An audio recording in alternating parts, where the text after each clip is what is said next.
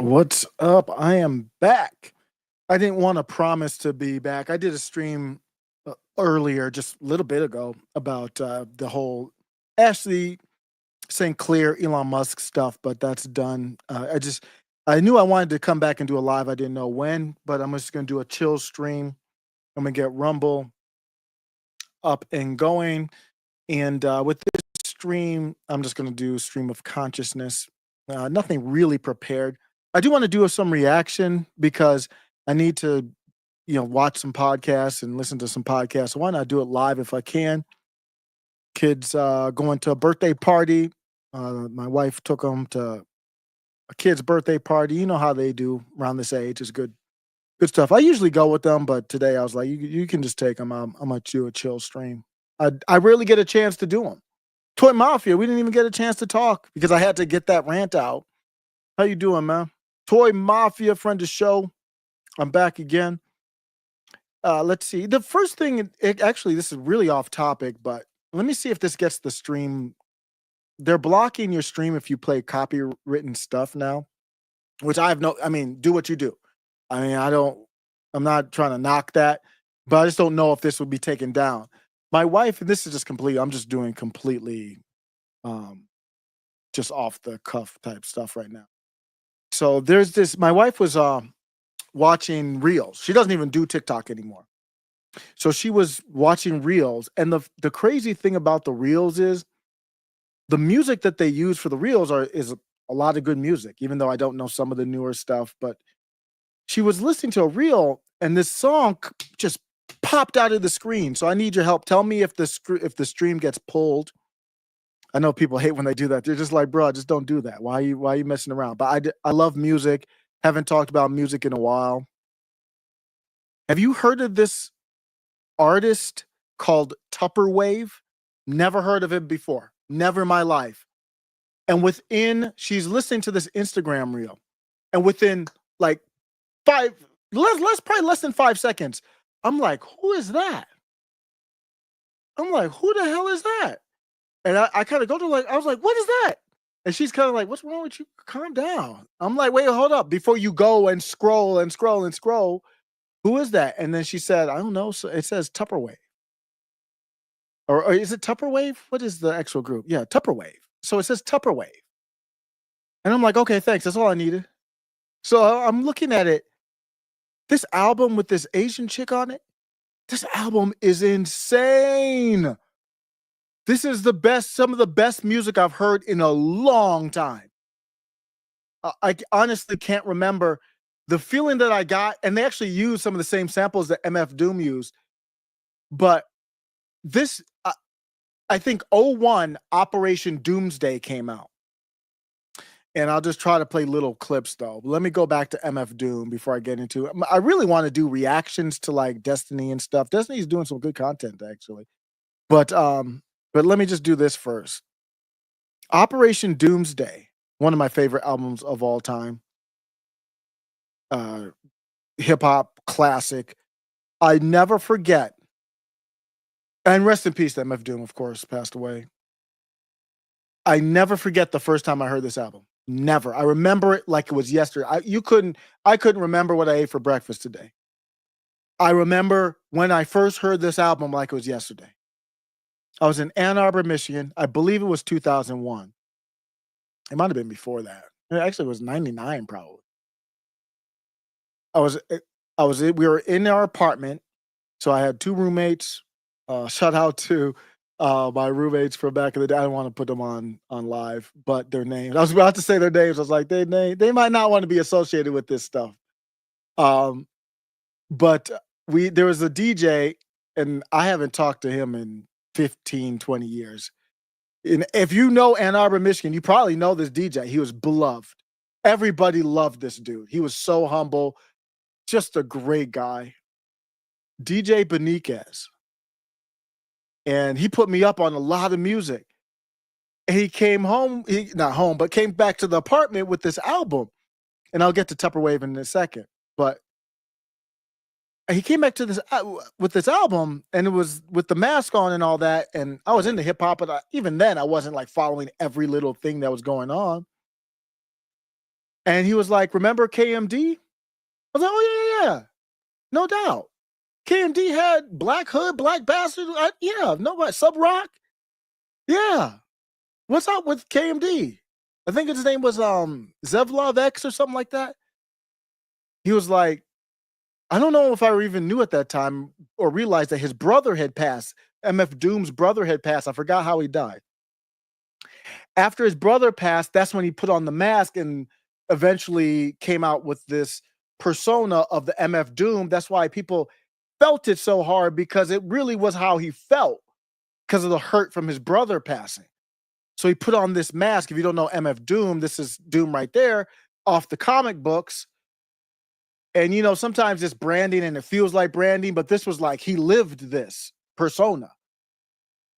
And then he put it, I was like, what is this? Who is this? And then he put in the album. And I was like, what the hell? When this reporter, babe, get here, she gonna be on our tip, man. You know she gonna want to write about me and my man, get all kind of long articles.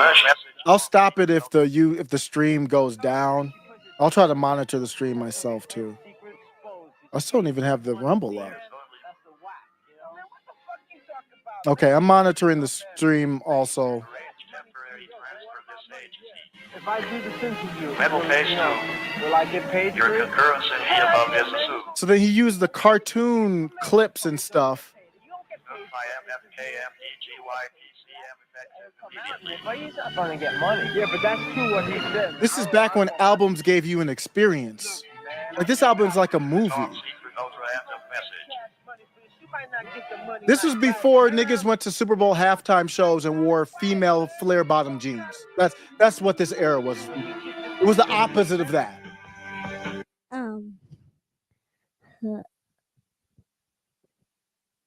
Now, who will be the first to tell me of a past adventure? Why don't you tell him about the time we faced Doom? All right. Well, as I remember, Doom had threatened the world leaders with destruction of every major city on Earth. Headquarters. Good evening. Would you believe it? It's Doom on the phone.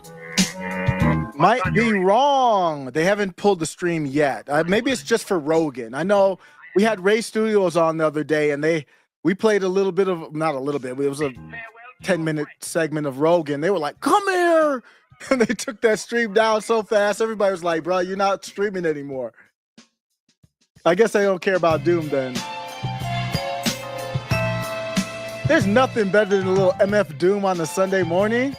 Operation Doomsday. He should have done the Super Bowl halftime. Woo! Little Sade. So when they came in, I was like, he did the Sade sample like this? Okay. And it's a little bit, it reminds me of Wu-Tang a little bit because it's a little off kilter.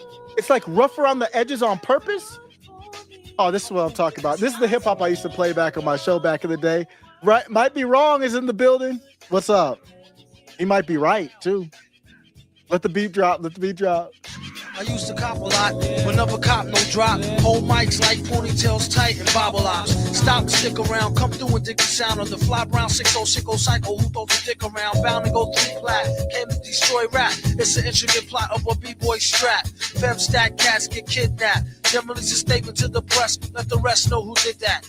Metal Fist terrorists claim responsibility. So I remember he put this in, and we just sitting around. They probably smoking blunts or something like that. I never got into smoking, just wasn't my thing. But I wasn't, bothered by it. I'd pass the blunt to the next person. But I don't think we were. I don't know. We were just chilling. I don't think we were doing it. And we weren't even, maybe ESPN. That was back when we were watching ESPN. But we were listening to the record, so it must have been on mute or something. And I was like, what the? I was like, this is kind of smooth. So number 17, I'm under the top bunk. I say this not to be mean, was bad luck a pop junk. Pop the trunk on C-Cypher leave him left scrape. God forbid, if ain't no escape, blame MF tape. Definition, super villain. A killer who loved children, one who is well skilled in destruction as well as building. While Sidney Sheldon teaches the trife to be trifer. I'm trading science fiction with my man, a live lifer. A Pied Piper, holler, a rhyme, a dollar and a dime. Do his thing, ring around the white collar crime. Get out my face. Okay, so the reason I bring up MF Doom is the feeling I got when I first heard MF Doom reminds me of this Tupperwave group that just came out of nowhere for me. My wife just watched this random thing, and I want to see if I can find the album. This is the album here with this. I haven't really listened to a lot of the other ones, but I don't know what this is. Grocery store, yeah, grocery store. And I'm like, and then afterwards, I told her this is the group that we're, and she was like, oh, whatever. She wasn't really feeling. This is bananas right here. It's like future, not future. I'd say contemporary. I think they call it future funk or vapor wave or whatever. Mind blown. YouTube, don't pull the stream. I don't care about the money, man. Just don't pull the stream. It's not even monetized. I don't know why y'all gotta do that. Woo! What is this?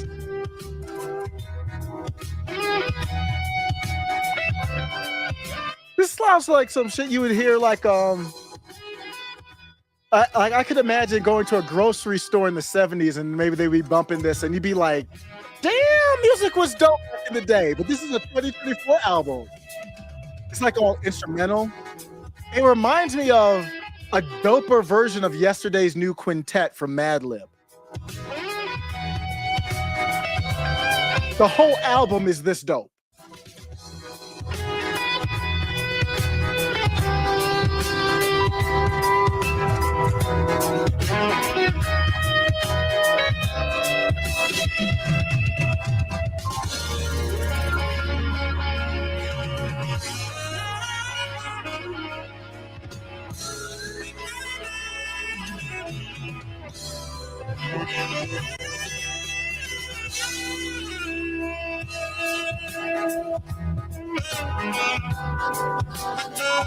Let's go.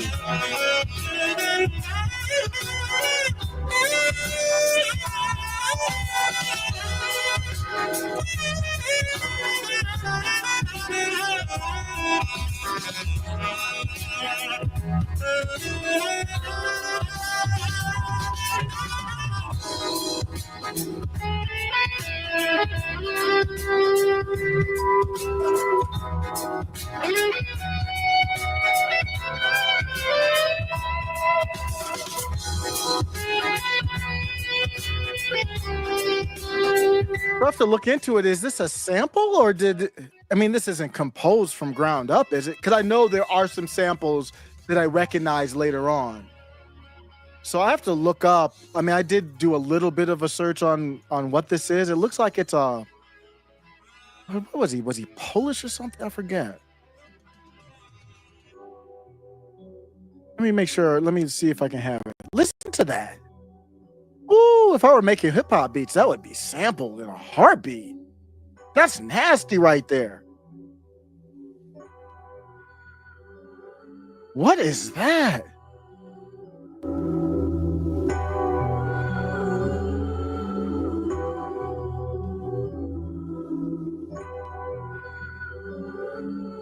Gosh, the whole album is nothing but this. It's insane. I haven't been this inspired by music in a long time. It's been a minute. It's been 1999 to be honest, probably.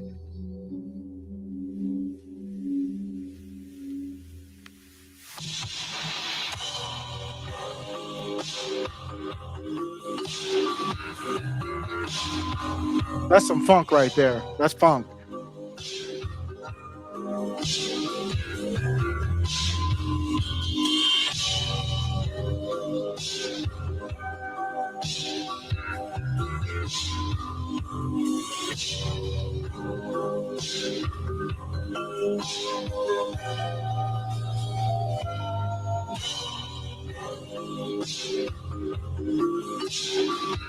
So here's a little bit I got from Tupperwave. Let me know if you know them. Tupperwave, Dean Terry, known by his stage name,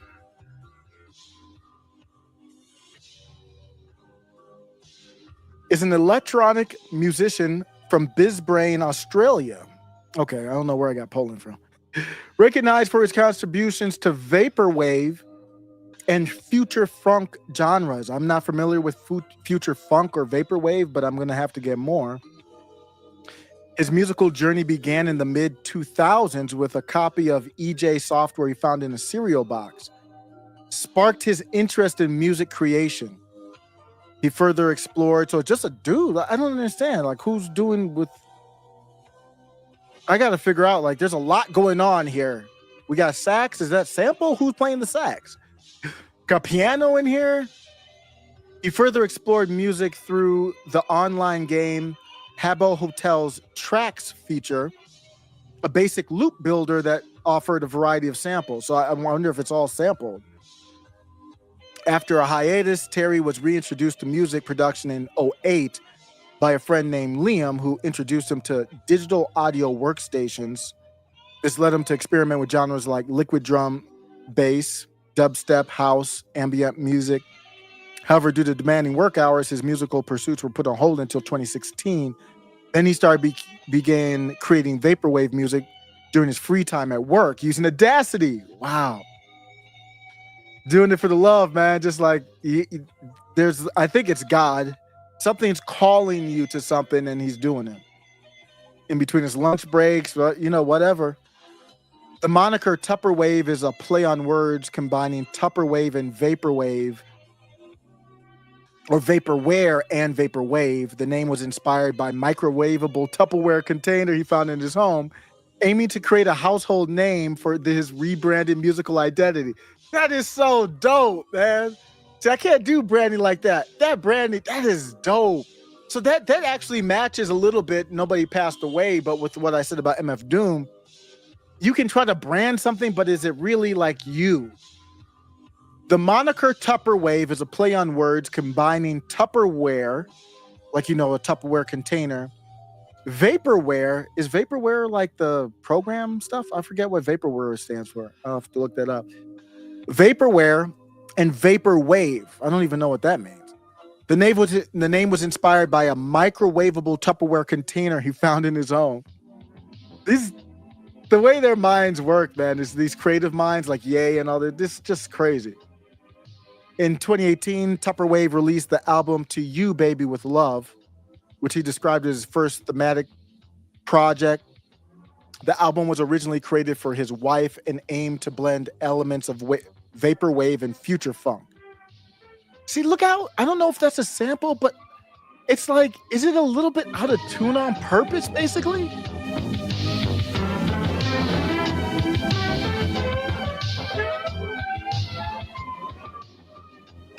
It's like a dissonant. It's like a dissonant chord, and it's like, it sounds like it's a little flat on purpose.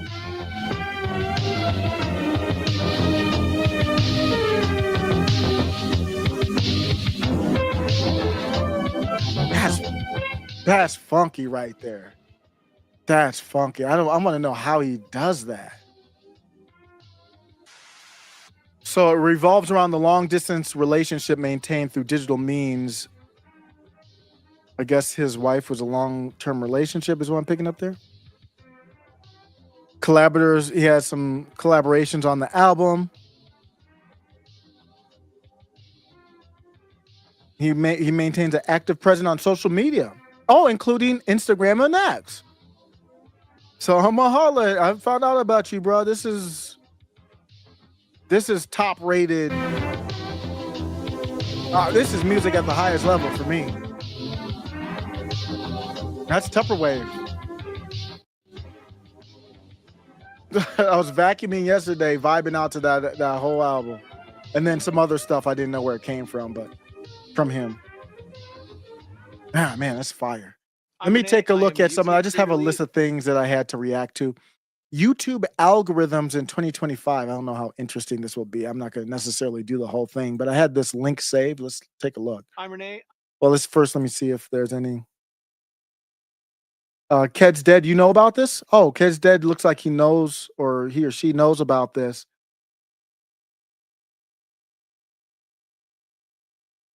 Ked's Dead, he was like, so true. Rare to get a moment alone when you got a fam. Yep, that's for sure. And I try to let my wife get those because the kids naturally always asking. And I actually had to tell my sons that you got to stop asking if you know where I am and I'm home, then go find me. You can't be like, mommy, mommy, mommy. I mean, it's good if you got like something to say and all that, but if you need something, you can't be going to mommy all the time. She's gonna get tired of that. Christian, what's up, man? Great you caught alive. That's some unique music. Yeah, man. I really like that. Great to see you caught alive. Ked's Dead also said, thank you for the $5 super chat, man. Great friend of the show, Christian. We chat on X all the time. I'm going to be more active on Discord. I was looking at what to do with the website. And so right now it's in a work in progress. But it links straight. If you go to middlemaga.com, it links straight to the Discord now. I was going to do locals, but I don't know. It didn't go straight there. I don't know what that was about. You had to sign in, I think. You had to create an account. I didn't really like that. Sounds like stretched audio tape. Yeah, it does. I mean, that's the effect. And I'm wondering if he did a sample and put effect on it. I don't know. So I would like the Lost in the Sauce Unreal album. So I have to I actually have a ChatGPT project folder where I put that stuff. And I'm going to put, because everybody, they give me suggestions and I'm like, I don't even remember what they are. I have like books, movies.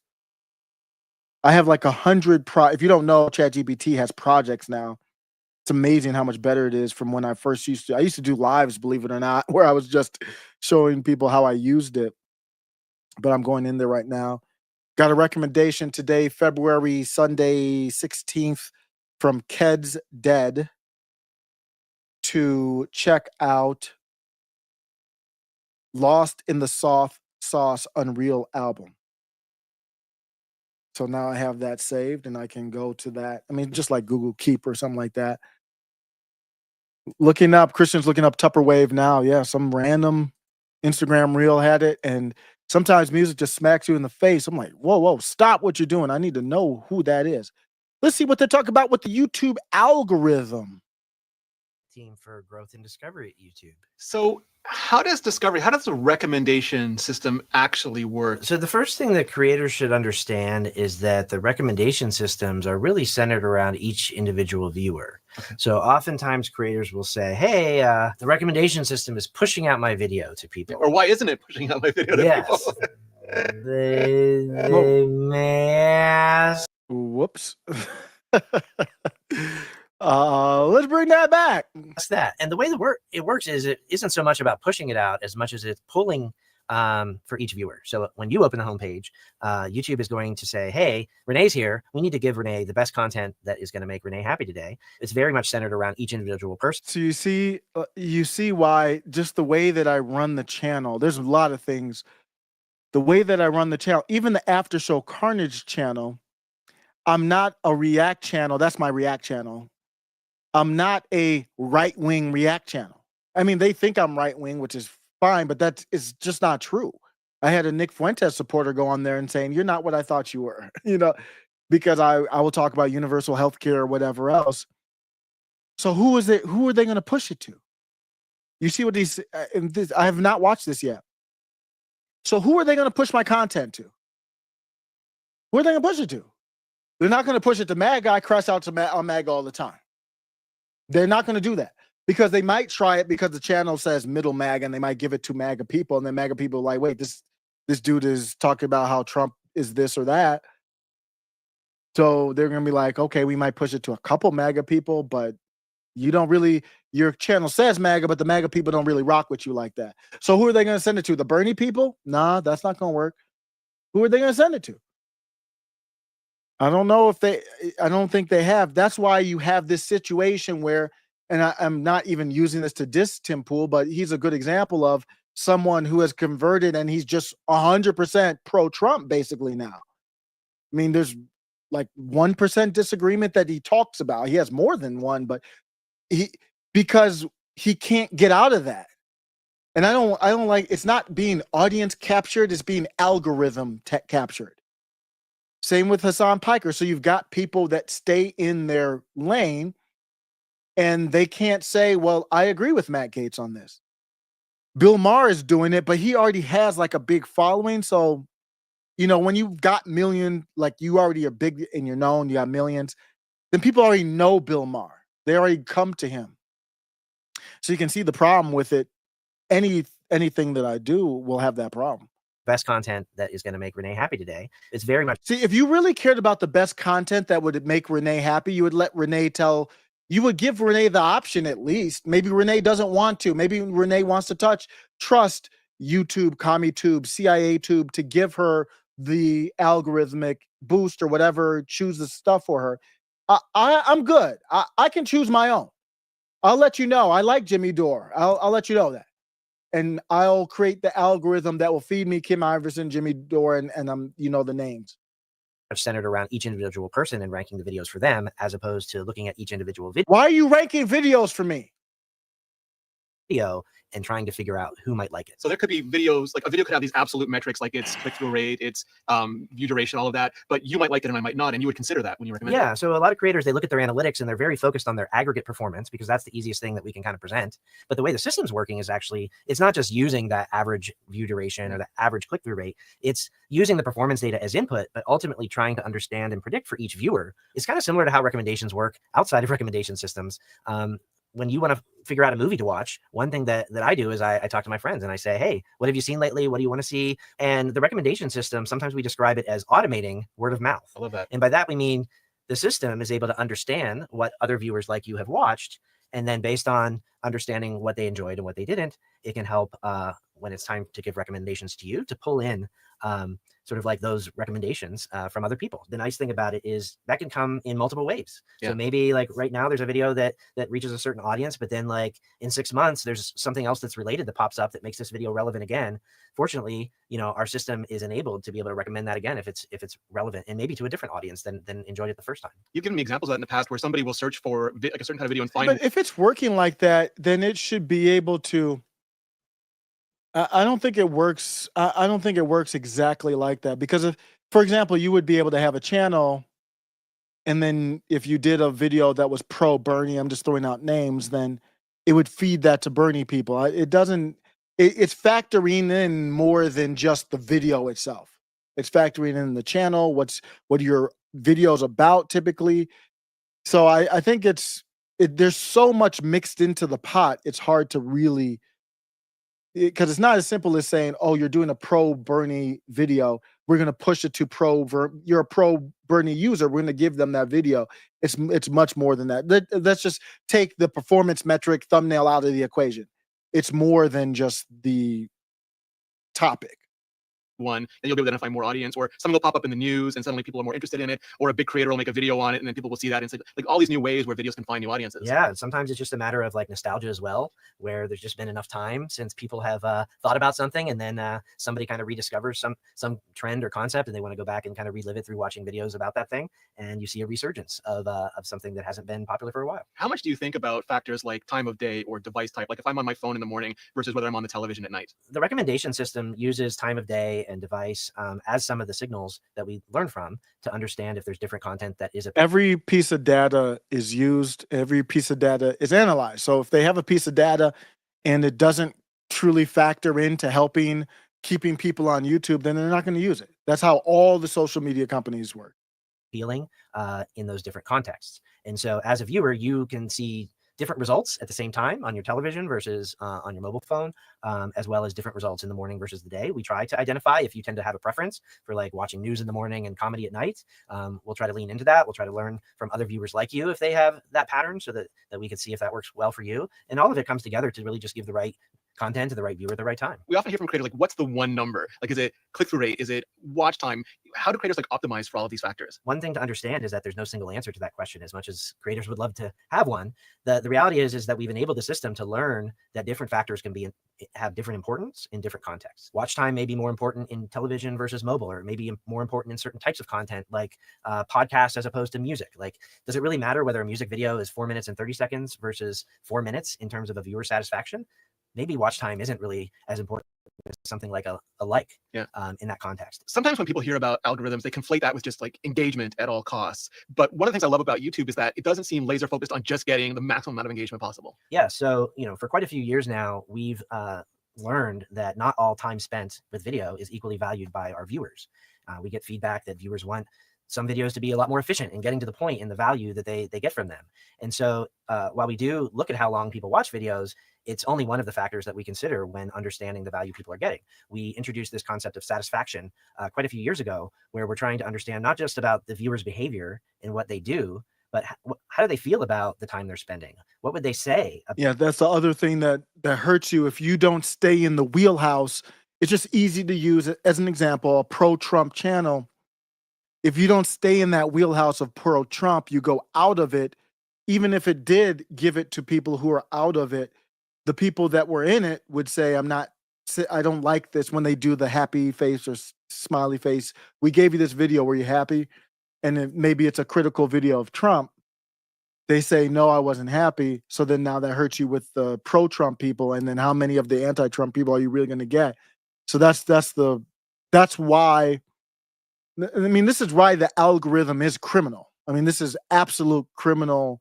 And this is why it creates an atmosphere where you see a lot of times people who are cool friends. I've talked about Emma Vigeland and the Kasparian. This is how you get them to, because the whole debate is the Young Turks isn't staying in their algorithm. That's really the debate between Emma Vigeland, and that's how the beef started.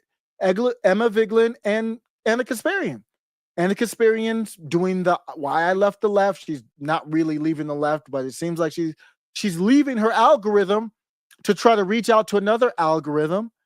And Emma Vigeland is basically attacking her for it. I mean, tell me if I'm wrong. That's basically what it kind of comes down to. That's literally because of the algorithm. If we had MySpace, you wouldn't see that beef. Because Emma would be in, I watch Majority Report sometimes. So they wouldn't be like, I don't care about the Tim Pool audience or whatever. That's what's creating this divide here, which I'm okay with divides, but this is artificial by creating these echo chambers. It's artificial tension. As soon as somebody tries to leave outside the echo chamber, then the other echo chamber gets benefit for dissing the person because their echo chamber loves it. Yes, I love this. You dissed Emma Vigeland, dissed Anna Kasparian. Anna Kasparian's turning on my group. And then they can keep doing it. That's why you get the Tim Pool diss videos. Oh, my group hates Tim Pool, so I'll just pick the parts where he's wrong and I'll just do this. I'll do this. That's exactly why this is happening. This is criminal behavior. This is people running a psyop right here in front of your eyes after they get government money. Google Alphabet. Insane. About their experience watching a video. We ask them directly with surveys built into the product. We collect millions of responses and feed that directly into the recommendation system so that we can recognize when creators are delivering kind of more value per minute or more total value than maybe the time spent would indicate otherwise. And so we look at things like likes, dislikes, these survey responses. People can tell us they're not interested in certain recommendations. We have a variety. And that this friend of the show, CHX37, says, I think your channel is totally suppressed.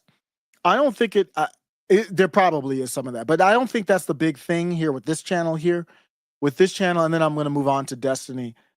With this channel here, I'll put this in ChatGPT and analyze it. And I'll watch it. With this channel here, there's a lot of things. It's the thing I just talked about, which I rep MAGA. I'm literally wearing Ultra MAGA. I'm a different level of MAGA. I'm in the non-Israel first wing of MAGA. So that's a different wing. But I represent MAGA, but the Israel MAGA, which is basically everyone except for me, they don't like you. So who do they feed my videos to? Who? The maybe two people that rep MAGA that agree with me and aren't afraid to say it. And then I kind of like the left, but I diss them on race all the time, crashing out on the blacks. Who are they? The algo. So CHS, the algo's like, bro, I don't know what to do with you. I can't give you to the blacks. I can't give you to the whites. I can't give you to the Jews. I can't give you to the MAGA. I can't. So, bruh, you're done. That's what's happening. And then on top of that, I had a short that I took off the channel because it was hurting the channel. It get way back. You guys probably never saw it. It got 5 million views in the short section. And that's where a lot of subscribers came from. I'm not a shorts guy. So it didn't help. It hurt me. Because people who watch shorts are like my wife. They don't watch. My wife hates long form, at least these types. She likes more establishment ones, believe it or not, like New York Times or whatever. And they do good work. Don't get me wrong, but we know they're a CIA rag. She's not there yet. But so I got thousands of people for that short. That was that one short, and it was about the 90s or whatever. I'm not talking about the 90s all the time, number one. And number two, I do long form. So when I feed long form to that, when YouTube feeds long form to them, they don't care. So this is the dead channel thing that Tim Pool talked about. I don't even think it's YouTube doing. I think it's mostly just the situation of the channel, not YouTube specifically, believe it or not. I get way more views on the After Show Carnage because that's all it's been the whole time. I haven't put one short up on that channel. And that's what I think it is that shorts. And then I had the other one that went viral, whatever. That was the one from the homie friend of the show, C3P Meme. Hopefully he's still friend of the show. I crashed out on the Dilly Meme team though when they did a video that kind of made fun of Trump in Trump's favor, turning Gaza into a resort. And I think it was the Love Boat. I forgot what they were doing. They were making fun. It was a Beach Boys song doing that. I was like, come on now. But so I got no beef with them. But if you do some whack shit, I'm gonna tell you did some whack shit. But that video went viral, and that's on Dilly Meme Team. I don't cover them like that. I'm not a Dilly Meme Team channel. I'm not, you know what I mean? So the YouTube algorithm's like literally, bro. And then I crashed out on them on Twitter. I didn't go too hard, but I was just like, you should be ashamed of yourself. Everybody involved with the Dilly Meme Team, respect and like them, but that was not it. That was a problem for me. So then now the YouTube's like, okay, the one video that we got you on, you done crashed out on them too. You're done. We're done with you, and you're done. That's what's happening. So I'm like, okay, I got you. I can't even argue with you. I appreciate the opportunity. I didn't think there would be one person watching me.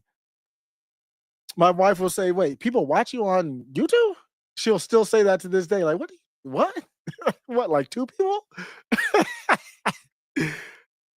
Let's go through. I was watching something. I was like, let me stop and do a react to it from Destiny. Destiny has so many good videos on this channel. At least, topics of discussion. Oh, it was actually this one. I don't know if I'm in the mood to cover this. He was going. Destiny has dropped the drama on his channel. He's doing basically what I would like to do, to be honest with you, just with different takes. He's doing like deep dives. It's excellent work.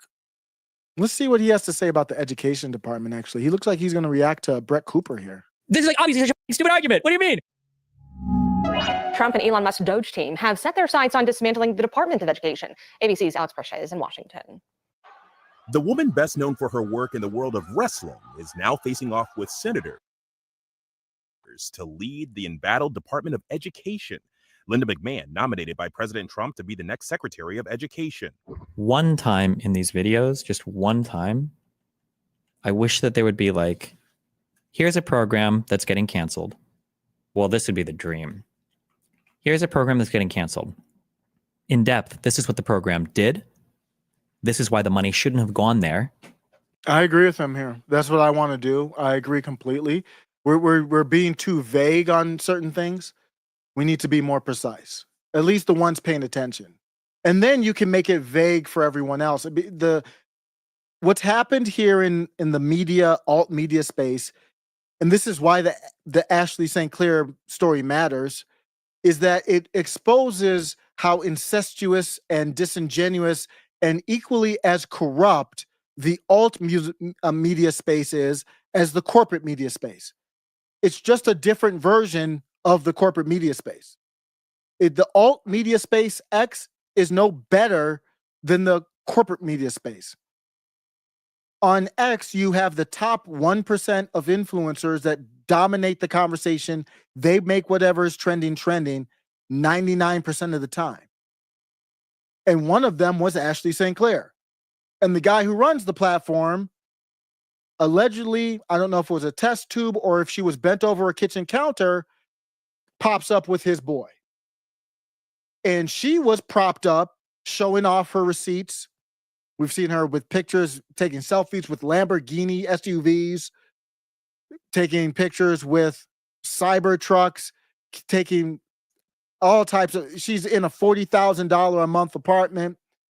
And she's the one that gets algorithmic boosted and is bragging about making $7,500 in 2 weeks. That's probably what, half their car note for the damn Lamborghini. If that's hers, I don't know if it is or not. That's why that matters to me. And so in that space, we don't get this.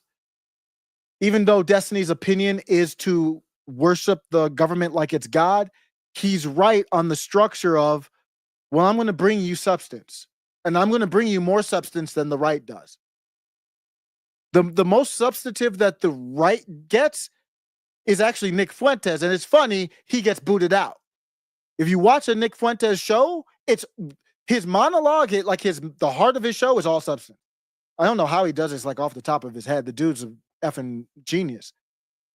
And that you can see at one point they were cool. Destiny would go on his show and Nick would go on Destiny's show. Destiny's very bright too. And that's what he means. He's like, I don't have time for these games. What's happening for real? That's getting canceled. Well, this would be the dream. Here's a program that's getting canceled. In depth, this is what the program did. This is why the money shouldn't have gone there, meaning it wasn't appropriated by Congress or whatever. Therefore, this is why it's within the narrow purview of what Doji should be doing, which is getting rid of waste, fraud, and abuse. You know, why it's okay. You see, he's a little bit off there with the, I'm going to keep it going because I interrupt too much, but the appropriations is a big point of contention for me. People, the word appropriate, it basically means to allot. It does not mean to control spending of. So basically, if you work for a company and they pay you, they're appropriating funds to you. They don't get to tell you what you spend those funds on. The power of the purse is with Congress, and that's where it ends. They say how much money is in the purse. That's it. They can't tell the executive branch you have to spend up to the limit. They can't tell the executive branch you can't stop the spending. That was never a power of the Congress, never. It's just to say, this department got this much money. That's it. And their job is done. They have no other role in it. Destiny thinks that Congress can appropriate funds to whatever department in the executive branch, and the president has no say over it. That makes no sense. Obviously, if Congress appropriates funds to some place in the executive branch, and that branch doesn't spend all the money, that's not a problem. There's no demand that you have to spend all the money. So if you agree with that, then who gets to decide when the spending stops? An executive branch department? Who decides in the executive branch department? The executive. There's only one person in the executive branch, and that's the president. Do you think it's going to be that? Or do you think it's going to be an incredibly broad, the Department of Education is DEI and woke, and our scores aren't high enough, and so the private system and Catholic schools or whatever are going to do better, and blah, blah, blah, blah, blah. And next up, No, don't do that. I mean, what states can fund? in the slate of executive orders is apparently the future of the Department of Education. And TLDR, Trump wants to abolish it. But as are many things in our political landscape right now, education is a very heated issue. And a lot of people don't understand how this would work, if Trump would even be able to abolish it. They don't understand why people even want to get rid of the Department of Education. And they're very concerned with what happens after the Department of Education has been abolished. So we're going to try to break all of that down for you guys, answer some questions. But before we do, make sure that you like this video and subscribe to the new channel if you've not already. And of course, ring that notification bell to make sure that you stay up to date on all of our uploads. And of course, if you want ad-free episodes, a weekly advice video from me, and an exclusive newsletter for subscribers only. It's off topic, but people do the like, comment, subscribe, not just to get people to like, comment, subscribe. It actually helps with the algorithm if YouTube sees that you're trying to get people to engage. Who knows how much, but if Brett Cooper is doing it, then everybody should be. Make sure to check out my subscriber platform, Cooper Confidential. We have the link right here. We will also have it in the description below, along with my exclusive launch merch. But without further ado, let's of course get back into the topic. So, abolishing the Department of Education has been something that has been talked about for years at this point, but in the grand political sense, it has kind of been a fringe issue. Many conservatives and Republicans in Congress are very much against this. They support the Department of Education, and so this issue has really been propped up by libertarians like Justin Amash and limited government conservatives like my favorite Thomas Massie and Rand Paul. And Thomas Massie has actually tried to abolish the Department of Education multiple times at this point. It feels like he is constantly reintroducing a bill to abolish it completely, and yet it never happens. And as recently as last month, he reintroduced it yet again. On January 31st, he said, I just reintroduced H.R. 899, a one-sentence bill to terminate the Federal Department of Education and return power back to teachers and parents. This is it, the entire bill. And the bill reads, be it enacted by the Senate and House of Representatives of the United States of America in Congress assembled, Section 1, terminate the Department of Education, and that's it. Literally one line. It is pretty epic. But of course, That's so freaking epic, bro. that would never pass in our modern government because, as we know, bills have to be like 700 pages long and chock full of ridiculous random things that our government wants to spend money on. So, of course, this has not passed. But with Trump's comeback with his focus on slimming down government, with Elon Musk's influence and the influence of Doge, eliminating this incredibly bloated, incredibly corrupt government department seems more possible than ever. And this time around, with this reintroduction, Massie actually has 30 Republican co-sponsors for this bill. So times are obviously changing. But 30 co-sponsors is still not enough. One article reads, if a bill were to move forward in the House, the GOP would still have to pull support from lawmakers outside of their 53-member Senate majority to reach the 60-vote threshold they need for the legislation to pass. So at this point, we got to keep educating people and we got to pray, which you can do with Hallow. Guys, I'm so excited to share that this episode, Keep educating people as we destroy the Department of Education. Based. even though Pray 40 waitlist today. And maybe we can all work together to pray for the state of education because Lord knows our country needs it. Even though Massie has 30 Republican co-sponsors, even though Trump is talking about it, people are still against this. And it makes sense because getting rid of anything education, dealing with education will always be difficult as it is a very emotional and personal issue for people involving their children. And in my opinion, this is because they often conflate the existence of the Department of Education with the existence of public schools. education in the United States, which is just simply not the case. I think that this comes down to most people She did it not again. even knowing the history of the Department of Education and the fact that it was Oh, the history. Oh, I love it. Every time conservatives are going to get into history, it's always them like, okay, I don't really know what to say. Okay, let's go to the history. There was probably some racist person, some mean person, some evil person who started it because let's be real. That kind of is history. And then we can use that to discredit the thing as it currently exists right now. never really supposed to have the power or the budget that it does today. I mean, like most government agencies, it has obviously overstepped its bounds. I mean, most people don't even know that it is a relatively new government. Destiny has not made an argument in favor of keeping it at this point. I'm just making that for the record. Department. In fact, Jimmy Carter, who just passed away, he was the one who created the Department of Education. He signed it into law in 1979. And somehow, just to give you an example, somehow over the last 40 odd years, their budget has ballooned from $14 billion to over $238 billion. Wow. That is insane. But what is even more insane is that over these like, why not address, I think that this funding was bad because, and then here are the things that it now funds that it shouldn't, or it's bad because it's moved beyond its legally like current mandate, or there were better ways to invest in it. Like, why not? Why it's always just like, I know, but did he watch this? I mean, we'll see what it's 26 minutes long, and she's pretty good with providing some. I mean, she doesn't do deep dives, but she pretty much says her point. She'll even do counterpoints too. 40 years, over that insane increase in spending and in budget, there has been no improvement in American education. Just look at this graph from the Cato Institute. This is the trends in American public schooling since 1970. So the blue line right here is the total cost, the amount that we as taxpayers are spending on American education. That obviously has skyrocketed. Oh, employees have skyrocketed. We're paying more people. We see where our money is going. And then let's look at reading scores, math scores, science scores. Oh, they've stayed exactly the same. I don't know if Destiny's watched Brett Cooper. I'm a big Brett Cooper fan. I've watched a lot of her, and yeah, that's why I said I haven't seen this. She typically has receipts. She's like a Candace Owens in a way, in her own way, like a Gen Z-ish Candace Owens without, a little bit of the edge. I'm curious to hear how Destiny replies to this. I don't think he watched this. There has been no improvement in the slightest. Now, to give you guys Destiny, I don't know if you can see it. He's small in the bottom of the corner. It looks like he stepped into it. Let's see what he says. He probably will ignore that. A bit more backstory and context on this department and on this issue. There has okay, total Okay, cost is that. I'm just curious what this chart is. Yeah, I know. Public schooling since 1970. Uh-huh. Total cost is the full cost of the K through 12 education of Uh-huh. a single student graduating in the given year, adjusted for inflation. Uh-huh. K through 12 education of a single student. Does this have anything to do with the Department of Education? How much isn't the vast majority of the Department of Education funds, doesn't that go to colleges and universities? What percentage That's a good of question. Department of Education funds go to K through 12. We know they pay for the lunch State and stuff. local governments provide the vast majority of funding for K through 12 education. 86% of all school funding.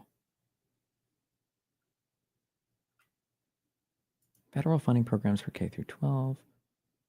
How much of the Department of Education's budget even goes to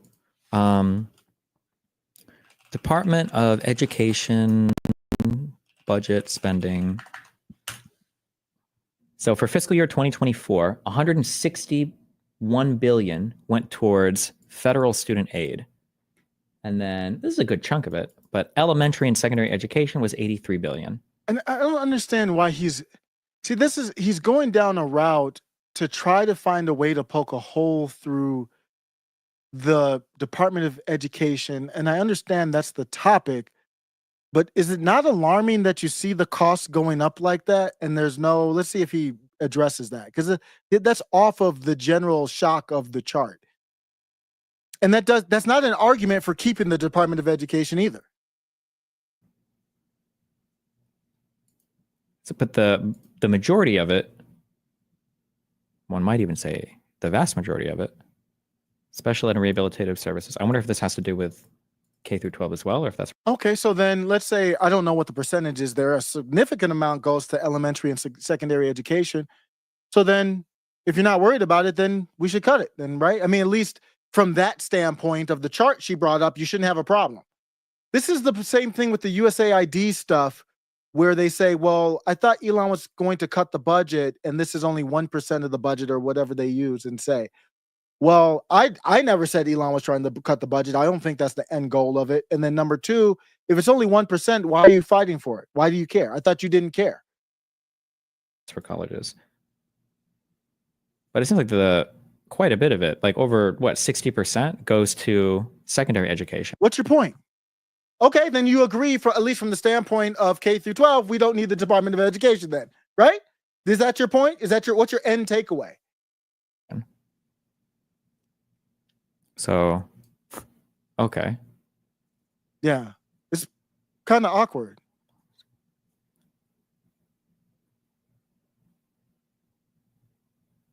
Okay. Has been no. Yeah, that was not good. You see why life is complicated. I love the topic. I love how in depth he goes, how quick he is to research. Love all that. I love his approach to going at the topic. But then you see, this might go tied in with the algorithm stuff where I can't agree with Brett Cooper. Why? What you didn't refute anything from the chart. You look like a fool. Why? No improvement in the slightest. Now, to give you guys a bit more backstory and context on this department and on this issue as a whole, I called my friend Ryan Grodowski, who is the founder of the 1776 Project PAC, which is reforming school boards across the country, is trying to reform education. He is a genius on all things American education, and he broke down the history of the Department of Education like this. Oh boy, That's the guy who made the joke against Mehdi Hassan about something about your pager. I believe that's him. Genius to reform it. Does he actually have cool ideas, or is it just school vouchers in private schools? Yeah, I'm not a fan. I'm a fan of Brett Cooper. I'm not a fan of Ryan Grodowski, or however you pronounce his last name. But if Brett Cooper is using a clip, it's probably a good clip. Her show is really tight. She runs a really tight show. Before there was a Department of Education, there was something called the Office of Education. That came about right after the Civil War in 1867. And the purpose of that was just to collect data on schools and on how they were performing, what books they were reading, make a document, give it to Congress. That was basically the entire thing. And then when Lyndon Johnson becomes president in the 1960s, he says, hey, we really need to revamp education. The federal government needs to get really involved. And he creates Title I, which is about how to distribute money to local municipalities across the country, especially low-performing, poor municipalities. And education. They always hide behind the blacks and the poor. Fundamentally changes at that point once money is really involved. Jimmy Carter runs on the idea that he's going to create a Department of Education. This is a big campaign promise of the teachers' unions. Jimmy Carter. I'm not. And it revamps education and broadens the scope of federal authority in the way that the federal government works with education. And like I said at the beginning, and many of you know this, like I said, education is near and dear to my heart. This is probably the political issue that I care about the most. Good clip, Brett Cooper. I feel like I have a stake in this. As soon as I saw Destiny reacting to Brett Cooper, I knew this wasn't going to go well. I knew it. Destiny reacting to Candace, Brett Cooper. If he reacts to Tim Pool, if he reacts to maybe even Crowder at times, because Crowder will make jokes, but Crowder's pretty tight too. There's certain people on the right side he would never be able to react to Nick. That's for sure. there's certain people that maybe he could kind of easily poke holes through and see their failures. Not with Brett Cooper, in my opinion. Okay. I don't know how that fleshed out anything or made any arguments today, but okay, whatever. Still, we're at 8 minutes. He still has not made one argument in favor of keeping. In fact, the one argument he brought up and looked up was in favor of not keeping it, because he said most of the money isn't going through K through 12. Not that that's the whole thing. You have to address the past 12, of course, but from the at least from the K through 12, the only argument Destiny has made is in favor of cutting, would be used in favor of cutting the DOE, and that was because he said, "Oh, not much money's going to K through 12." Okay, well then we don't need them.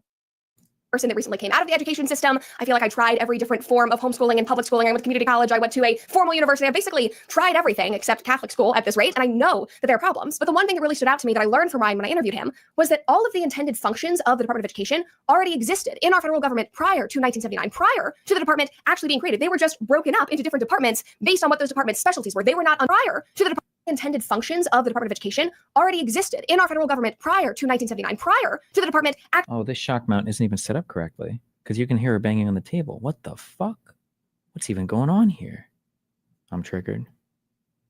What are you talking about? Oh, bonus points in chat for whoever knows why you can hear the vibrate. I actually know it. I know it. I know why. On what? Her stream? Wait, do I know? I know why.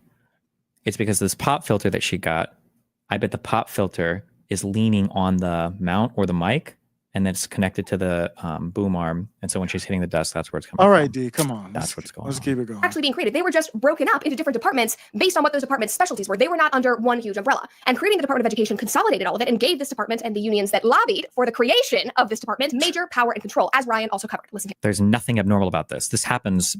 That's not an argument in favor of it happening. Brett has just destroyed him. I don't know why he's doing a reaction to her. I don't think he really knows how good she is. She's actually really good. Like, I don't know if I'd say it happens all the time, but it happens that departments sometimes get shuffled around or consolidated under a single department. It's supposed to be for efficiency or improvement, rather than having 7 different departments that all do similar functions. You consolidate them under a similar department. I don't know how she feels about this one, but I'm pretty sure the Department of Homeland Security is an example of this. I believe it was a consolidation of several different things under Bush. Destiny, what's the return on investment that we've gotten for the Department of Education? Tell me, what's the return on investment? What have we invested and what have we gotten in return for it? I'll wait for that. I'll wait for you to do that for me. I'll let this go. I'm going to look for another one. I'll let this go for a little bit more. Resources, federal, register, control F. Homeland Security was established in 2002. Department of Homeland Security leads the Unified National Effort to Secure America. It was sub-agencies. ICE got rolled into this. That's an L, I'm a big Destiny. Just for the record, you took an L on that. I didn't finish it yet, but that's a loss, my bro. That was not good. Big fan, and I love that. This is Francesca Fiorentini on the left, titled "It's So Funny How Much Fox Hates Kendrick Lamar." Halftime show, understanding that it wasn't a fucking Katy Perry halftime show. No, it wasn't. Right? There was no ass shaking. It was not like. Oh, I wouldn't say that. He was wearing women's jeans. I mean, that's not the ass shaking that I enjoy or want or asked for from your supposed king of hip hop. But we did get him in his women jeans are shaped to fit around the ass, and he's wearing women's jeans. So we saw more than we wanted to. You know, bubblegum. It was not Harry Styles. It was Kendrick Lamar, the greatest rapper of our generations. Said who? It's for sure not me. And the Super Bowl is not hip hop. If he wanted to perform at the BETs, go ahead and do it. This wasn't the forum for him. Ye would have been better. More people know Ye songs across the spectrum of all Super Bowl watchers if you want to do hip hop. I like classical music, Francesca, but I don't think everybody wants to hear Beethoven's. It would have been dope. It would have been better than Kendrick, but most people don't want to hear Beethoven's Violin Concerto, Opus 61 in D. They don't care. Even though I'd be like, kind of like, oh man, this is my joint. People wouldn't want that. You know, you go, I mean, this was crazy. Like, I didn't realize how much Kendrick had broken through also to like young white kids until like I, was the old lady in the club once and I was like, oh shit, everybody knows all these lyrics and everybody's dancing to Kendrick. His new album is obviously a revelation. It's amazing. It's a love letter to LA. And so of course the right was freaking out about it because it was very black. It was very like, it was literally all black. There wasn't one non-black on the stage. We haven't seen a non-black on the stage since Eminem took a knee, to my knowledge. I'm talking about backup dancers, everything, that was 2022 during the kind of the aftermath of the BLM stuff. Homage to, it was protest art basically. Yeah. So it's protest art, and you're shocked that the right wingers and then the people who don't care about the protest didn't like it. Because they wanted to force feed it down your throat. That's why. And it was. I would have respected it. So even though I say Kendrick is dope, he has a lot of good songs. I'm not saying he's not talented, but it wasn't a performance where Kendrick came on the stage and said, I know most of y'all don't know me. Here's what I'm about. I'm going to do a set to walk you through what I'm about and why I stand for reparations, but I don't hate you necessarily, but this is what my view is. I don't know how he would have done that. He's the artist, but that I would have respected if he would at least tried to say, hey, here's my introduction to you guys. And when you do that, you can't do a diss song to Drake in that process. Well, I guess you could, but that can't be the main focus. Was unapologetic, and it wasn't like in your face. It wasn't like, Eminem saying like Bush or something like this. Not that he did that, but like it. Yes, he did. Kendrick Lamar literally said something to the effect of, but you chose the wrong man. He was talking about Donald Trump. So he literally did what you're talking about. Francesca's not as good as I thought she was when I first started following her. Let's just say that.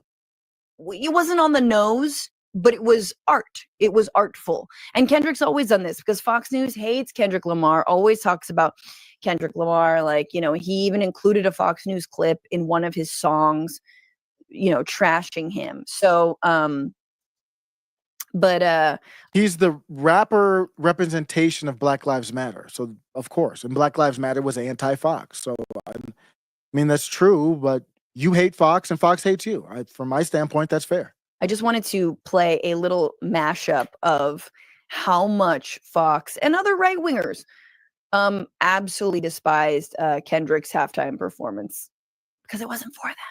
The halftime show was awful. I didn't like halftime. Worst halftime ever. What a nightmare. I kept sitting there saying, maybe I just don't get this guy, Kendall Lamar, and he won all these Grammys. It was so bad. How drunk are you? Yeah, no. Kendall Lamar, and he won all these Grammys. Jimmy Carter came back to life. I don't know what that was. That was cringe. She's right. To turn off the TV. Bro, I couldn't understand a word that was being said. It was hard to make out what was actually being said. So bad, Trump was hoping someone would shoot him in the ear again. Kendrick Lamar's 12 minutes of rap was basically a musical grudge match. For me, it wasn't mass appeal. The music itself is not broad enough or well known enough to. That was a good line. Was that Greg Gutfeld? He was like, the music was so bad, Trump wished he got shot in the ear again. That was a good one. Reach generations now that Trump's president. So again, these people have no idea what they're talking about because most high schoolers and college kids know exactly who Kendrick Lamar is.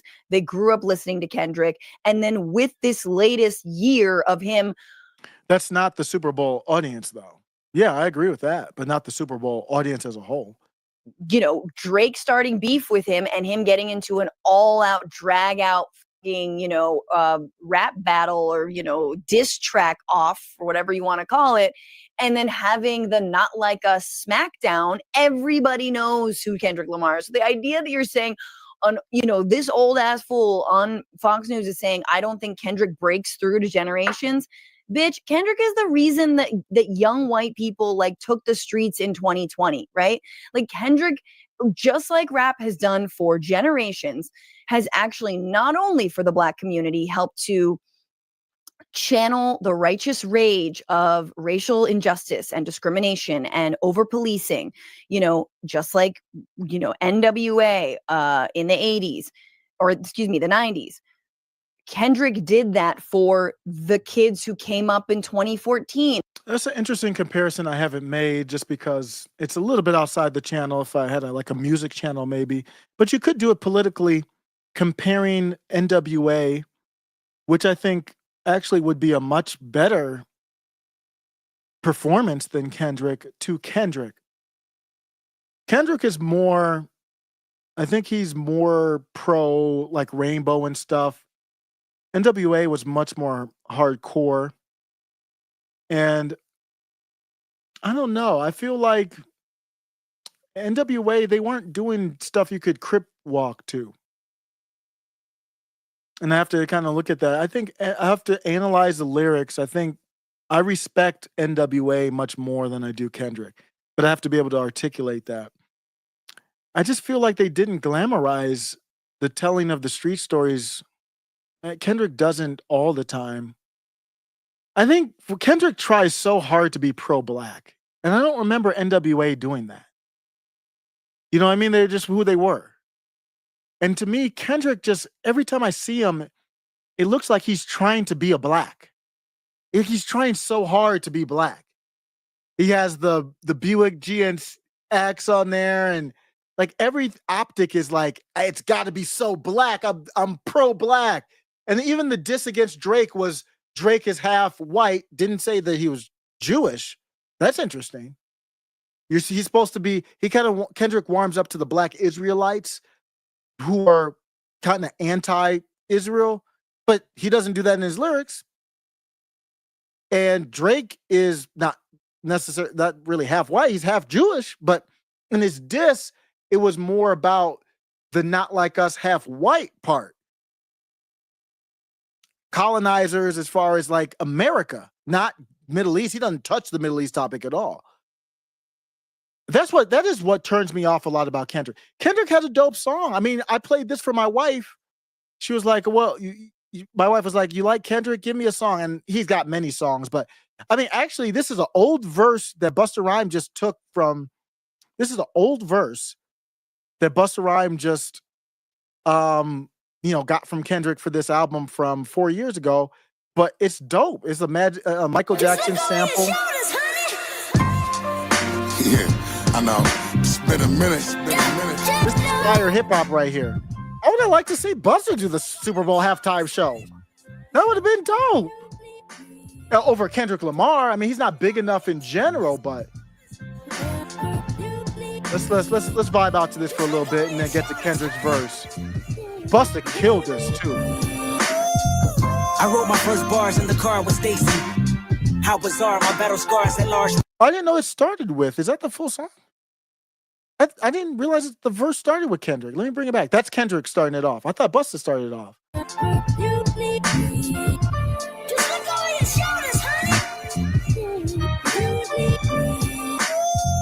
I wrote my first bars in the car with Stacy. How bizarre, my battle scars at large would lace me. Big marbles, nigga. I lead this new generation, boy, don't argue with us. Marvelous beat selectors, authors, and novel spitters. And it's all for the literature.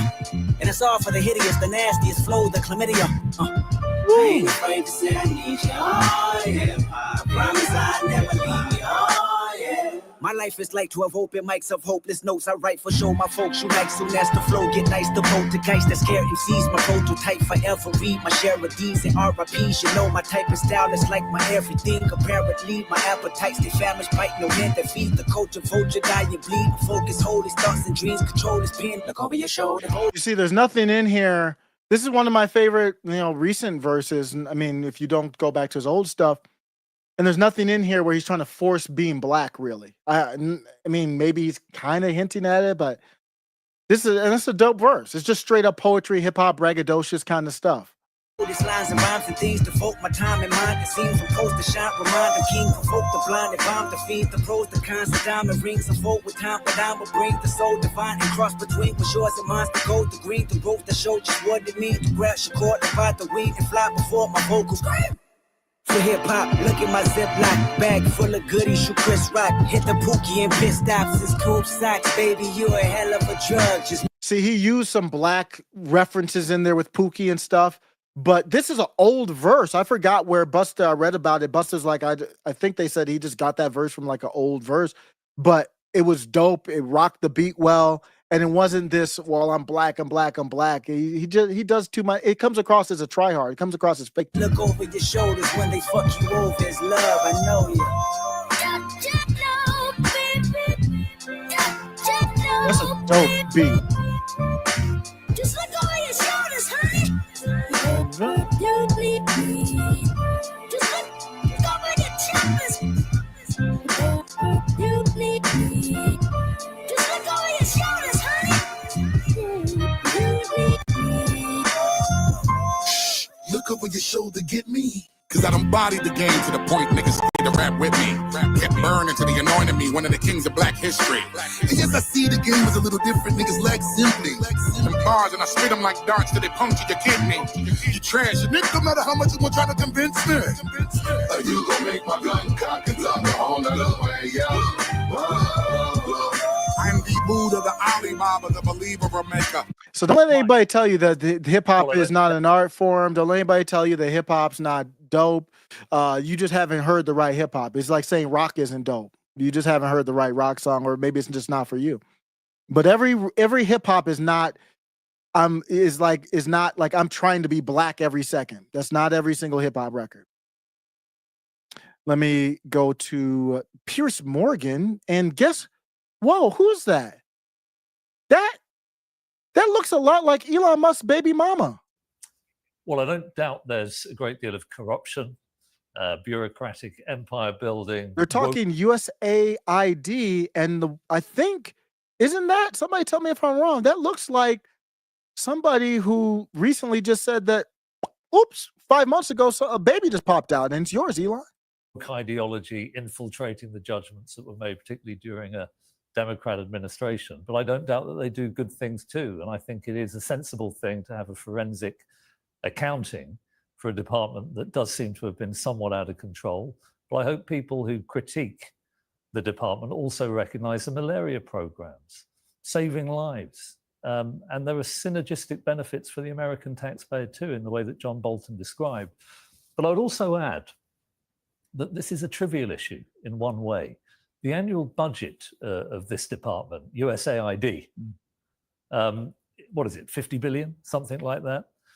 The level of the federal debt is 35, 36 trillion. And if this is an existential risk to the United States. They're talking USAID, and I don't go at it from the standpoint of the national debt. This is Pierce Morgan. I'm Pierce Morgan Uncensored, of course. I don't go at this from the standpoint of national debt. Not until you get to the big dogs is it really about that. That doesn't mean what we're seeing is necessarily bad or inaccurate, but I do say when last I went to the Doge website, there was nothing on there. When I went to the Doge website, it's like doge.gov. It has an AI picture of Elon Musk. What is this about? Like I'm going to go quickly to this website here and tell me if I'm missing something. This is the Doge website. Oh, this is not an official website. Wait, is that the wrong one? Hold on. They have a Twitter account that has a link to it. That's not the right one. Let me see. Let me get to the Doge. Department of Government Efficiency, Doge.gov. I thought that was Doge.gov. Is that not the right site? Why did it go to that? Oh, it's a fake. Okay, it's dogegov.com. They played me. Damn, I got played on that one. Let me get to it. And they made it kind of look like it because I think it looked kind of like that. Let me get to the right. It's doge.gov. See, it's all black. But let's see what's on here. Latest work. So it's just the X stuff. You see, there's nothing on here. Savings, receipts coming over the weekend. Then they got the meet the youth. I like this. I like this. And that's an Elon style, the black and white. It's very modern and kind of clean, contemporary. I love that style. Number of agency rules created by unelected bureaucrats. Okay, you see, there's nothing here. And that's the executive order. So it's empty right now. There's nothing there. I need you, if you got a website, it's a gov website, an official website of the United States government, you got to have more on there. You got to have something on there before I give you any credit for anything. These tweets aren't going to do it. I want you to put it up here and on record, say what you did. It's very similar to the Twitter files. I'm not seeing enough. Mind. Well, I don't doubt there's a great deal of corruption of this department, USAID, balancing the budget. Who is that? He has nothing to say. Who is that? That is,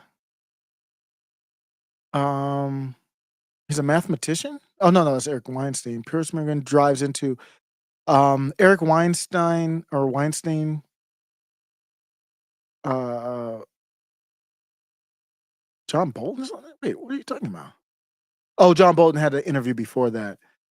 Ashley St. Clair, of course, and Matthew Said. Is that how you pronounce his name? It's a Sunday's Times columnist. This is where they chose to start. Trump said yesterday, next is the education department. Elon's going to get stuck into that. Then every other department, the Pentagon, everywhere. And actually, I feel that most Americans are completely on board with this. They're like, there's clearly all sorts of crap lurking under the bonnet here. And why is she doing this? And what's the motivation? You got the baby because she, we made the joke about her securing the bag, but it doesn't seem like the bag is secured. That's partly why I think she's emotional. I don't know if they made a solid deal on what the payouts are going to be for the baby. She got the security, she got the $40,000 a month apartment, but it went from reading that Post article, it was very vague. It was not a good article. It was a puff piece for her. And it didn't make it clear if there was an agreement or not, other than there was an agreement not to say anything and she violated it. But it doesn't sound like because to me, I think if she got the bag, she wouldn't even be worried about the feelings about Trump. So my question is, I don't know if the whole thing matters, but this question is, isn't it a fair question to ask? What's her motivation? Like, if I had the bag, $40,000 a month apartment, I would rather get a much lesser apartment. But if you're in the media, you got to be protected and all that.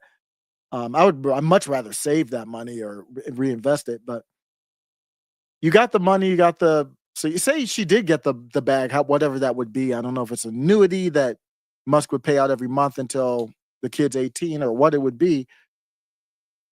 Why? I wouldn't even, Piers Morgan, I'd be like, who's Piers Morgan? I'm on the beach. I'm playing NBA 2K. I know I'm almost 50, but I'm trying to get my skills back. What do you want? I'd be watching my kid play, in the highest level of flag football somewhere. So I would Piers Morgan, what are you guys talking about? Oh, is there something? Who's president again? I wouldn't even know what he would be like. Well, what's your take on Donald Trump banning Transformers from the military? I'd be like, what? Didn't even know he did that. I don't know. Don't care. But she's still, I don't know. What's the motivation to go on Piers Morgan on this panel here for her? I don't know. That's weird. They're going to get it out. And they're going to use these young geeks. Maybe she's trying to get back into this sphere. That's why she went online too. I don't know. Who are brilliant computer whiz kids to root out where the overspends come. Now, there are inherent dangers, which Erica thought outlined very skillfully. But Ashley Sinclair, if I was an American, I'd be like, yeah, get stuck into this. It's clearly the tip of the iceberg. The American people are all for the cracked ancient scroll kid going in and dismantling all of this under Doge. And the problem is people like John Bolton. I'm sorry, guys. I talked about this on the live earlier. You can't tell me, and I'm being serious about this, and I'm not going to crash out on the hats or anything, but you can't tell me that you don't know she's Jewish. I mean, she sounds Jewish. I mean, she just does. There's no way you can say that'd be like saying, I don't know if Larry David is or not. You know, you just know. The American people are all for the cracked ancient scroll kid going in and dismantling all of this under Doge. And the problem is This is who Elon slid into the DMs for? Amber Heard, I get it. I honestly don't know what's going on with this one, man. I think Lily would have been more based than this, to be honest with you. Lauren Southern would have been more based than this. Just my taste. It would have been Lauren Southern before this. And come. Let's bring it back. people like John Bolton who go on here, and I'm starting to realize why Trump revoked his security clearances and called him a very dumb person, because he sits here and he holds up his award from USAID and talks about how reform was needed decades ago and did absolutely nothing. Instead, we're sending Big Bird over to Baghdad for $20 million.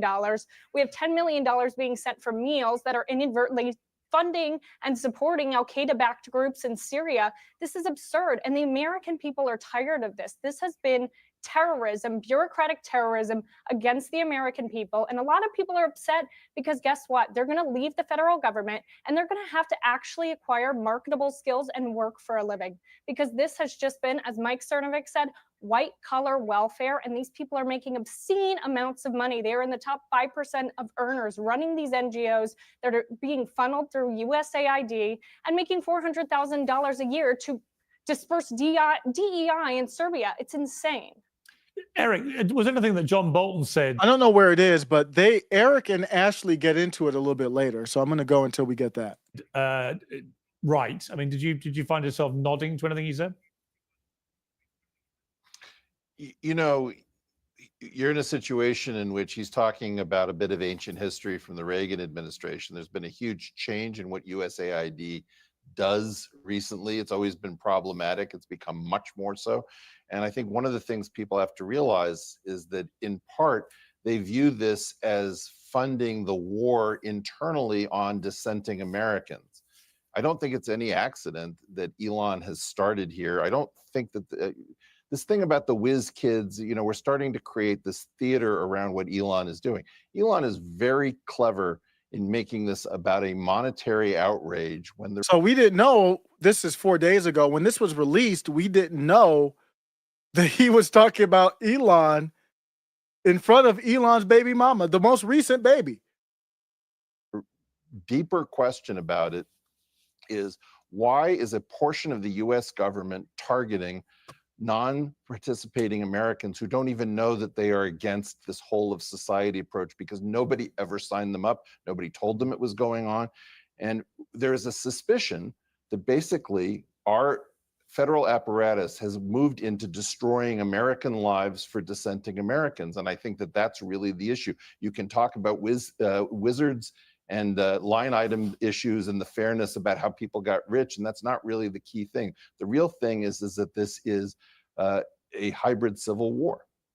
Matthew, I mean, I keep thinking to I agree myself how much I'd love Elon Musk to get stuck into, say, the NHS here in the UK, a health system that has become consumed with bureaucracy and massive wasting of money. That's the downside to universal health care. And so on. And you just think someone with his brain and drive and vigor getting under the bonnet of the NHS could only help us. So, I mean, do you not think that there's a sort of force for good essentially here, albeit a slightly flawed one? Yeah, the thing I was most excited about by Trump winning the last election is what they would do at Doge, because the British state and many other Western states are massively, radically inefficient. We can't build things, massive overspend. The NHS you've described, most of the government departments haven't had a proper audit for years. So this is highly disruptive. And I think people find it completely infuriating. The thing that you said about these departments working with the media to mark their own homework is a complete rip-off of the taxpayer. I'll give you one tiny, might seem like a trivial example, but I used to be a sports person, as you know, many years ago. Very fine table tennis player. Former Olympian. And there is a department, a Quango, so quasi-autonomous department of the state called Sport England. that had to try and increase the amount of sports Okay. participation. Okay. This I don't want to hear anything from this dude. Let me get to Ashley. The mean tweets. Everyone likes to obsess over Elon's post on X of Trump. Fresh air to destabilizing and dismantling equipped to do it. So, it's not like I think two female ministers be in prison and so on for no good reason that's based on any evidence. Which I, both Matthew and I would share a view that we think that's completely over the top and just inaccurate. However, when it comes to building amazing companies in America, or now getting his teeth stuck in to the biggest company of all, the federal government, and really crunching those numbers, I can't think of anyone better equipped to do it. So, it's not like I think everything Elon does is right, but I do think he's an unbelievable breath of fresh air to destabilizing and dismantling very, very, very restrictive, bloated, overspending government institutions. I would agree. And I think people like Matthew, I'm so tired of the same old arguments. It's very reminiscent of Trump in 2015, 2016, 2017, 2018 about the mean tweets. Everyone likes to obsess over Elon's post on X, but it's just a tired argument. And what he's doing, he was the first person to go in and say, where is all of this money going? Are we even able to audit this? Why have we not been able to pass an audit literally ever? And he is the person to go in and do the job. And he's done a phenomenal job at this throughout his companies. And many people will say, well, the federal government's not a company. It is wasting as if it is a bloated company. Well, the federal government is a company, and your baby daddy would say that. I've literally heard him say that, because he's right. It is a company. But this is different hearing it from the standpoint of the information that we know now. Allegedly, Laura Loomer, Elijah Schaffer, Pearl Davis, a lot of people already knew. And I was a little disappointed in Laura Loomer, because she kind of, after the fact, it seemed like virtue signaled like, well, I knew she was pregnant with Elon's baby for quite some time. Aren't you a journalist? What was that about? And if you did know, why you didn't have to tell me now, because that's not a positive thing that you knew and didn't say anything. While Elon, if you don't remember, during the H-1B visa debate, Laura Loomer got her checks taken away, affiliation taken away, and subscriptions taken away. I subscribed to her on X. She got them all. So her money got taken away, her reach and money. And you saw her reach, she would get, hundreds of thousands to millions on a post. After it got taken away, she would maybe get 60,000 on a post. So you saw the reach get really yanked away. And you knew all this and didn't say anything. Do you think that's you choose what you do with what information, but you volunteered to tell me that you knew. So now I'm looking at you sideways. I don't understand. Are you cool with, maybe she is cool with, a lot of these people on the right are cool with Ashley. Okay, I'm not, so that doesn't factor in with me. But then you might have to tell me you're cool and that's why I made a judgment call or something, because that's not a good look. I don't understand why Laura would withhold that information as the father of her child is back. I'm not holding that information of the father. Go talk to your baby daddy. Go talk to him and tell him to put me back on X, or I'll break the news. I don't understand what that was about. Laura just broke that today. And he's going to do a fantastic job at getting rid of these federal bureaucrats who are doing nothing. They're getting paid for no-show jobs. And he was the first person to actually ask, where is this going? Why can't we just go in there and audit all of the data? Why don't we have one area where we can see exactly where all of the money is being spent? So I think this is going to be a net positive for the American people. And I think anyone saying otherwise and trying to redirect to his far right tweets in the UK is really just upset that he's doing the job and doing it well when nobody else could. I know I'm off topic on this, but she's in the news. I looked it up and I saw somewhere, my source said she was 31 years old. Then I'm hearing other stuff like she's 26. She looks like she's 31 to me. I don't know what to believe. Yeah, Eric, this issue of transparency, I touched on this earlier, but just to hone in. For example, the JFK files, or what we know about UFOs, taking the Few Good Men analogy, and America, you can't handle the truth. If it turned out that hidden in the JFK files was evidence that the CIA killed JFK, if it turned out that there are indeed a bunch of aliens being held, and some of them could CIA, we could look at overseas too. You see how the alt media space, because this is considered alt media. It's not on TV. They're just as corrupted. CIA, but there's other theories out there too, Pierce, that I know you're for a fact you're aware of.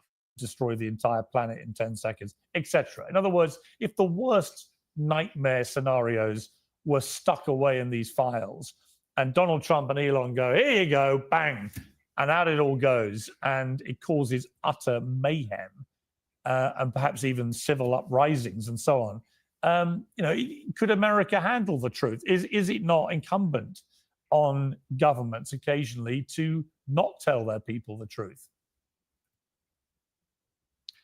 The level of non-truth telling is the issue. The easiest win for both Elon and Trump is to show that the other side, that is the traditional side, both Republicans and Democrats, cannot be trusted. Then you will rebuild trust in those who finally flung open the vaults and said, we are the ones to tell you. That is the easiest move. And to disagree slightly, I think with Ashley, you have a situation in which the easy part is doing the disclosures. The hard part is understanding what they mean. Imagine you were in Israel, and in the wake of October 7th, you did a line item audit of the security group, and you said, I can't believe it. We're actually paying to provide low-cost pagers and walkie-talkies to Hezbollah, as well as giving them tech support. Are we out of our minds? The problem is when you're looking at all of this, you don't know what you're looking at. Now, the standard. Wow, that was a pro pager explosion take there. Wow. Wow, you feel comfortable with your phone now, Eric? That was a pro. What Eric is saying there is, if we were going to look into the line items of the groups over there, maybe this is CHX, maybe this is why, maybe I am suppressed, because I'm going to say it. You go in and look at Mossad's books, and they say, we're funding pagers through this shell company, or I don't know how they did it. I forget. I did break it down, but I forget. And they're getting over to Lebanon or wherever they're going, America. Who knows? I don't know that for a fact. And you look at it and you say, well, why are we funding pagers, 1998 Motorola pagers to Lebanon or whoever you're looking at? What he's saying is you don't know that they're really secretly going to go boom, and we're doing it to unlive people. So he's actually arguing in favor of some of the government spending because it might be for us to be interventionists in another country, maybe even to blow people up. That's what he's saying. That's his take, not mine, YouTube. He's saying that. Way of doing this, if you're doing a corporate takeover, is that you wait just a second, Ashley. Let me finish the point, please. Just a second, Ashley. Let me finish the point, please. Just a second, Ashley. Let me finish the point. Just a second, Ashley. Let me finish. Let me finish the point.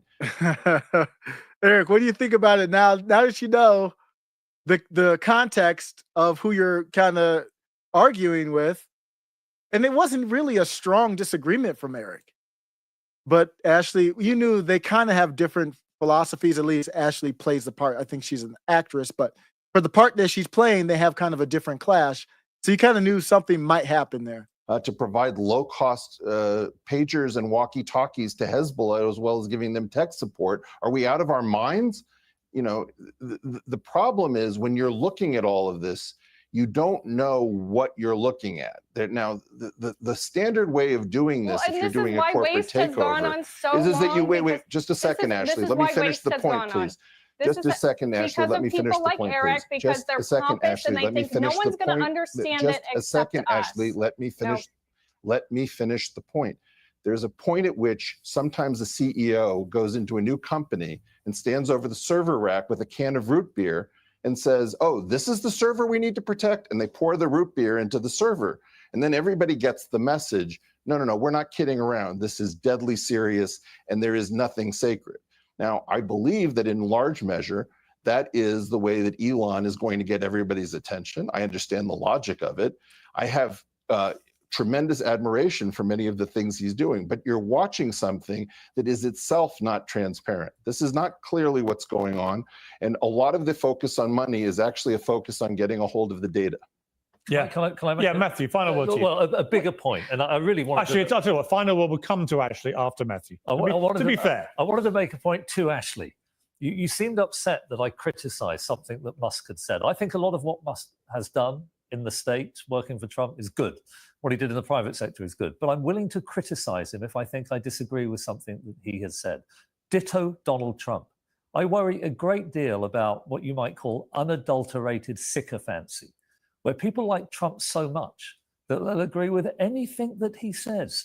I hope that a rational person is capable of disagreeing with Trump when he does something that is wrong. Like, for example, denying the result of the presidential election. And I hope you would be prepared to criticize Donald Trump and Elon Musk if you felt that it was a... You know what they're going to say. That's a lot of people are just fawning. That is not what a rational society does, if I may say. Ashley, final word to you. Are you a sycophant, Toby, Final to words Donald is Trump? No, not at all. I have criticized both Trump and Elon Musk where it's due. I think a lot of this, Eric, maybe they should call you. I wonder why they haven't yet to talk about this. But I really think that they're doing a fantastic job. I don't think anyone's pouring root beer over the server racks here. And I think they're going to do a fantastic job at aggregating this data so that people can see exactly where the money's been going. I don't think She did actually. It was weird late last year when the whole H-1B was going out. She was one of the only, she might actually be the only large account. She never mentioned Elon by name. I believe this was December when the H-1B was going on. She never mentioned Elon by name, but she was against his position on censorship and I think the H-1B visa. And now we know it was probably because that bag wasn't secure. The child had been born for about 3 months at that time. And it seems like she didn't secure the bag yet and was kind of emotional. Maybe she has emotions, who knows? But looks like that played a role. Let me go. So then why? Let's check in on Luke Beasley and see how he's doing. One of our new, and that's Isabella Moody, friend of the show. I'm a big fan, is what that means. But let me go check in on, see how they're doing. If I can get it.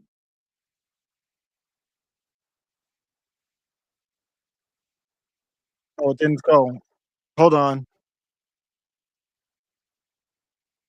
Wrong. This sucks So this is Isabella Moody and Luke Beasley. because I really do like doing the show. I even admitted that, which is something I've never admitted before ever. You don't But have you to do can. this. You don't have to do this. I'm leaving. Welcome back, everybody, to The Grudge, joined by, of course, Isabella Moody. And we're Just for the record, I like both of them. I like Luke Beasley. going to get right into it. But before the story that you wanted to talk about, a quick, exciting tease. Later on, we're going to be doing, because this will be the last episode of the year of 2024, a top 10 for either of us. Oh, this is older. Of the most insane moments of each other's side. Yeah, I'm so excited about. Let me see. I'm going to go back to his channel. I just picked a random video, which I don't mind doing older ones, but that looked like a breakdown video. They did have some fights at the hockey. I saw those fights, actually. That was crazy. Canada versus U.S. There was 3 fights in like 9 seconds after they booed the national anthem. Let's hear him on the Mexican president. Hostility between Mexican President Claudia Sheinbaum and U.S. President Donald Trump is escalating. And this is really interesting. So they have Mexico, the Mexican government has a lawsuit that is being brought against U.S. guns manufacturers because 70+% of the guns that get into Mexico are from the U.S. because America, baby. And so what they're doing here is saying that in the wake of Trump saying that Mexican drug cartels are going to be classified as terrorist organizations, if that's the case, and these cartels are getting essentially all their guns from y'all, then we're going to expand the lawsuit expand the charges in this lawsuit against the manufacturers and really try to make a dent. So I'll give you more details on that in a second. But first, here's the clip of her explaining this. If you appreciate the show and you're not yet subscribed, please do. Very easy and free. I'll play it first. If you speak Spanish, you'll understand what she's saying. I dabble. I tried in school. Didn't go particularly well, but then I'll go back and translate it for you just by reading the captions. México tiene una demanda internacional contra fabricantes de armas y distribuidores de armas. To clarify, if you're watching this, you can read the captions yourself. I'm just going to translate for our podcast listeners. En Estados Unidos. Si llegaran a decretar a grupos de la delincuencia organizada como terroristas, pues tendríamos que ampliar la demanda en Estados Unidos. Porque entonces, como ya reconoció el propio Departamento de Justicia de Estados Unidos, que el 74% de las armas de los grupos delictivos vienen de Estados Unidos. To quickly read what it is that she just said there for our podcast listeners, Mexico has an international lawsuit against arms manufacturers and arms distributors in the United States. If they were to declare organized crime groups as terrorists, then we would have to expand the lawsuit in the U.S. Because then, as the U.S. Department of Justice itself has already recognized, that 74% of the weapons of criminal groups come from the United States.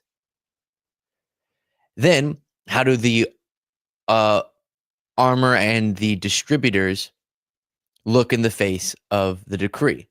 Perhaps, I don't know, the lawyers are looking onto this, but they might be accomplices.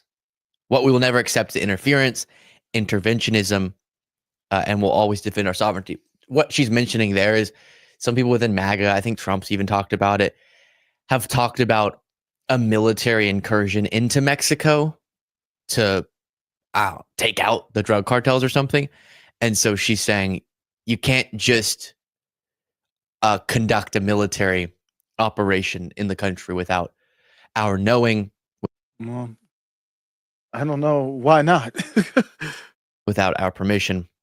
I'm not necessarily supporting it. I'm not necessarily even against it or having a take on it. But yes, they can. America can do that. Etc. Because we're a sovereign nation. That whole thing.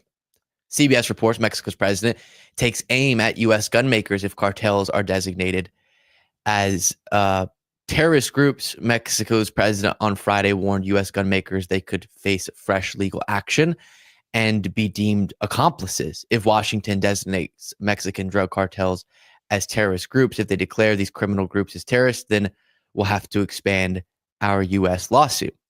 And that's because 74% of the weapons that those groups have come from the United States across Mexico's northern border. An estimated 200,000 to 500,000 U.S. firearms are smuggled into Mexico every year. 60 Minutes reported. And so this lawsuit seeking to push arms manufacturers in some direction or have some liability. But from what we've learned, if this lawsuit is litigated in the United States, I actually don't know the mechanism by which that would be litigated for such a lawsuit, but it's going to be tough. It's going to be tough to get any successful legal action against the arms manufacturers for producing something when what they're producing is legal, right? But then there's just no regard for pumping that many weapons. It's really U.S. law that's the problem.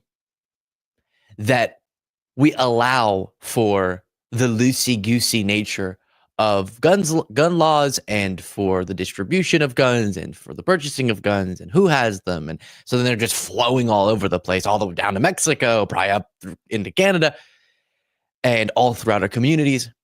And obviously that's the bigger systemic problem, but that's adding another layer to the hostility because those are Trump's besties. Don't go after them, he'll think. One update I want to tell you about before getting on to something about Canada as we check in on the two different situations there. I'm gonna check in on one more Destiny video.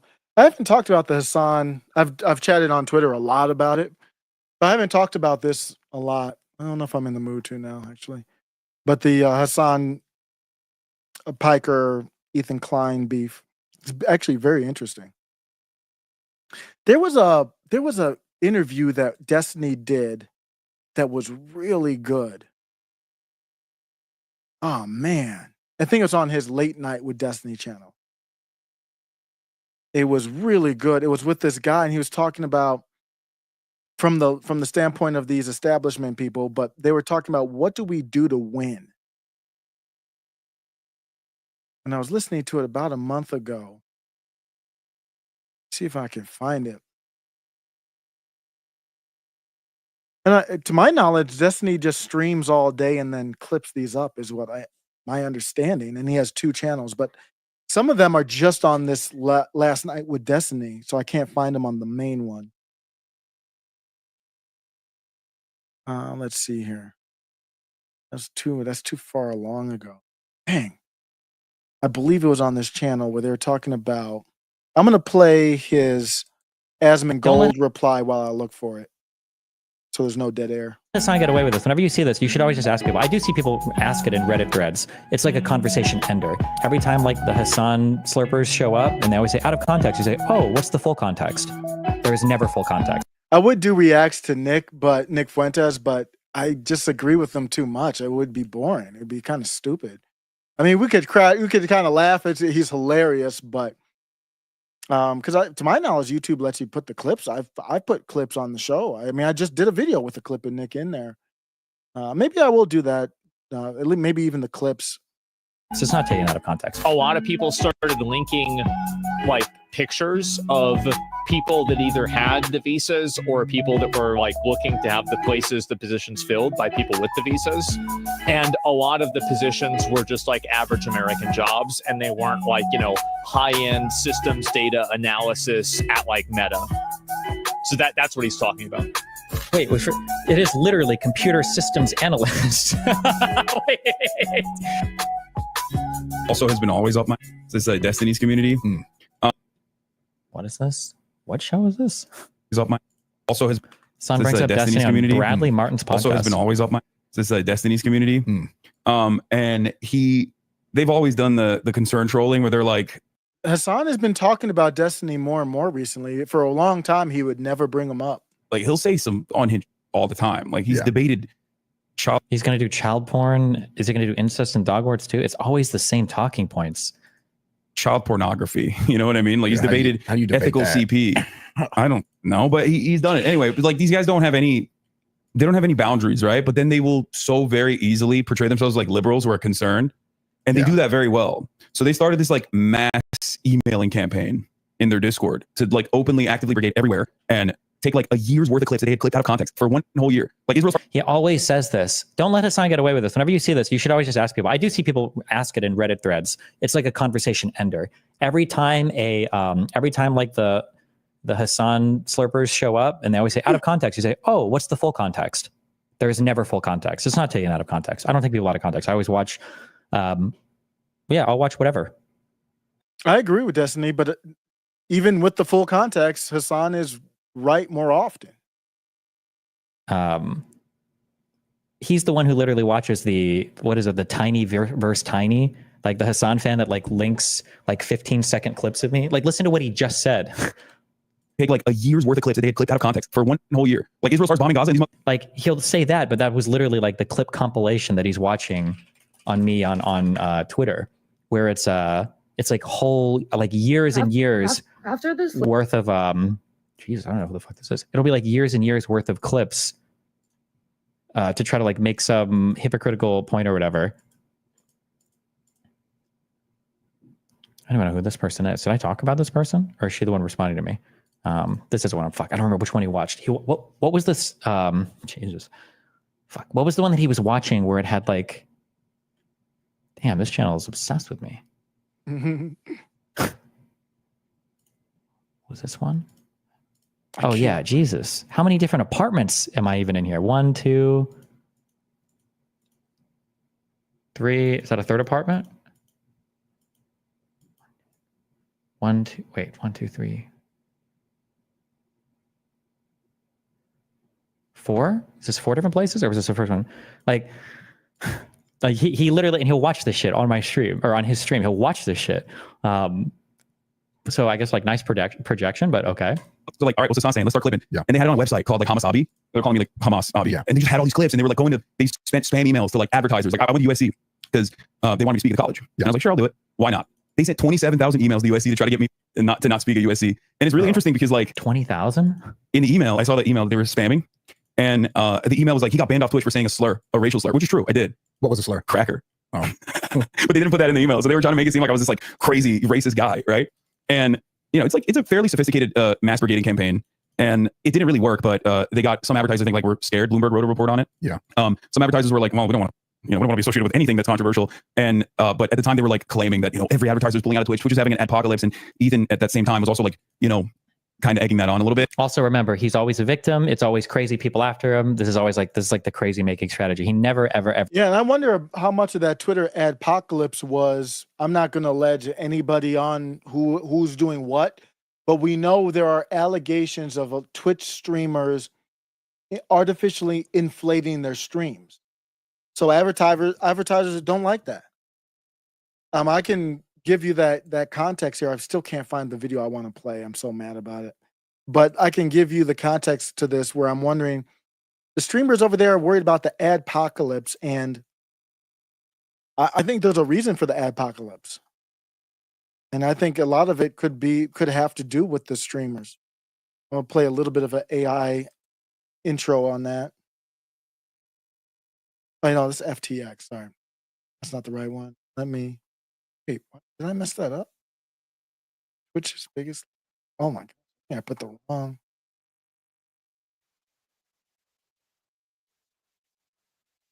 I messed that one up. I might not even have it.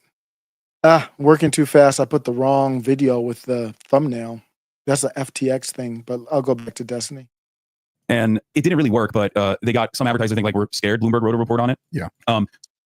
Presses any of the actual criticisms towards him ever. It's always out of context, not real, mass brigading, mass haters. There's never, ever. But it's also because the people that he goes on those shows with, like this Bradley dude who's a coward, right, will never push back on anybody. But nobody does, I guess. That's just podcasts. You just don't ever push back on anybody ever, I guess.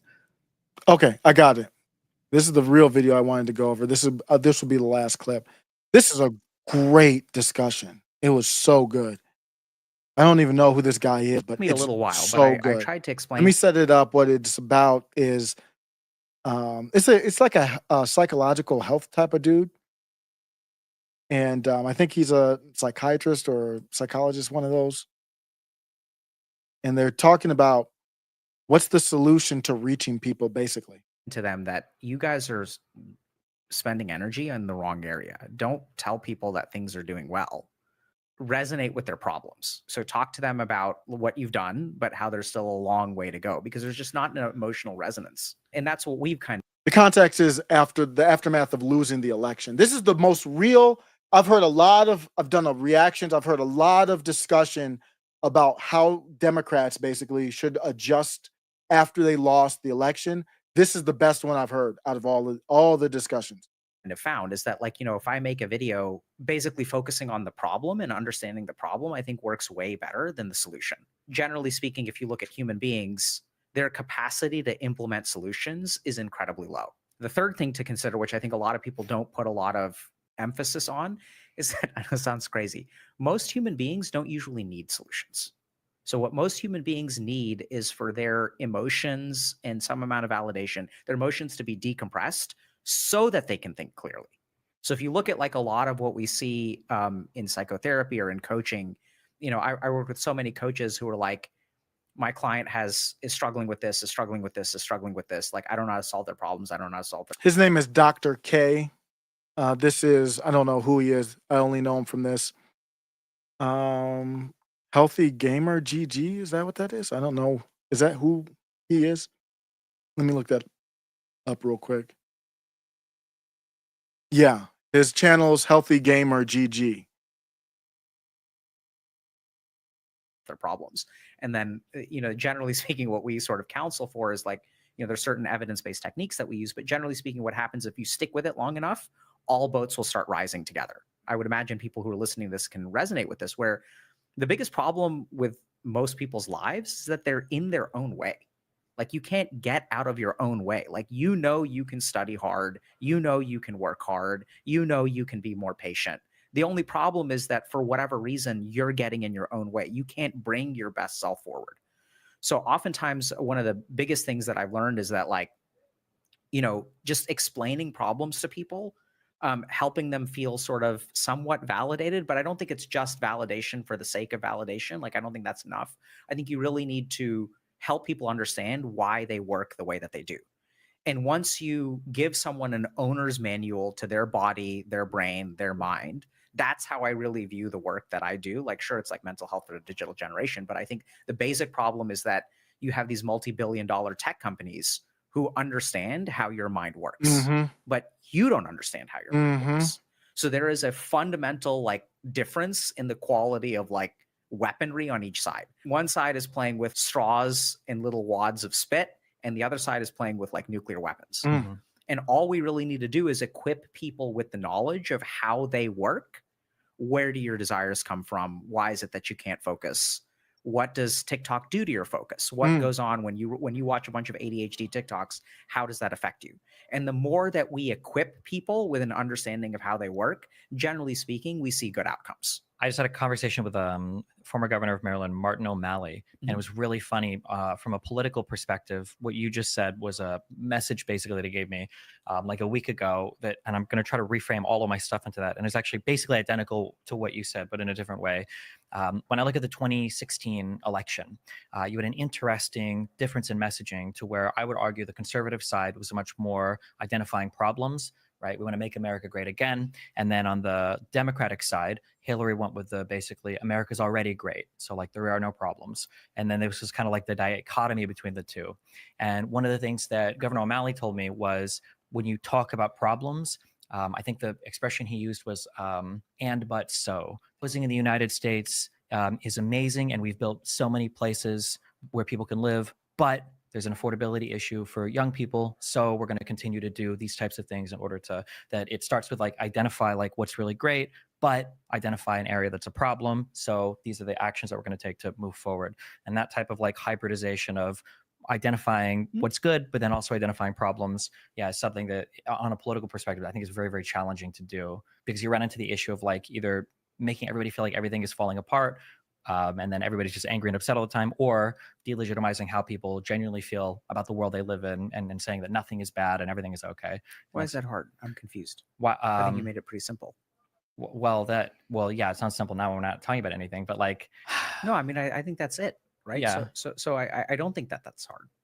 So I think if you love complexity, like you, then it's hard. I wish I could pull you into my world and have you get beat up for. No, I mean you have to live in my world. So like like one thing might be I don't know how much you want to get into this or not, but like so the healthcare thing is very complicated in the United States, and that if you talk to people about healthcare in the United States, basically the opinion is everything is horrible, everybody's dying all the time, all these people being denied, everything is like completely falling apart.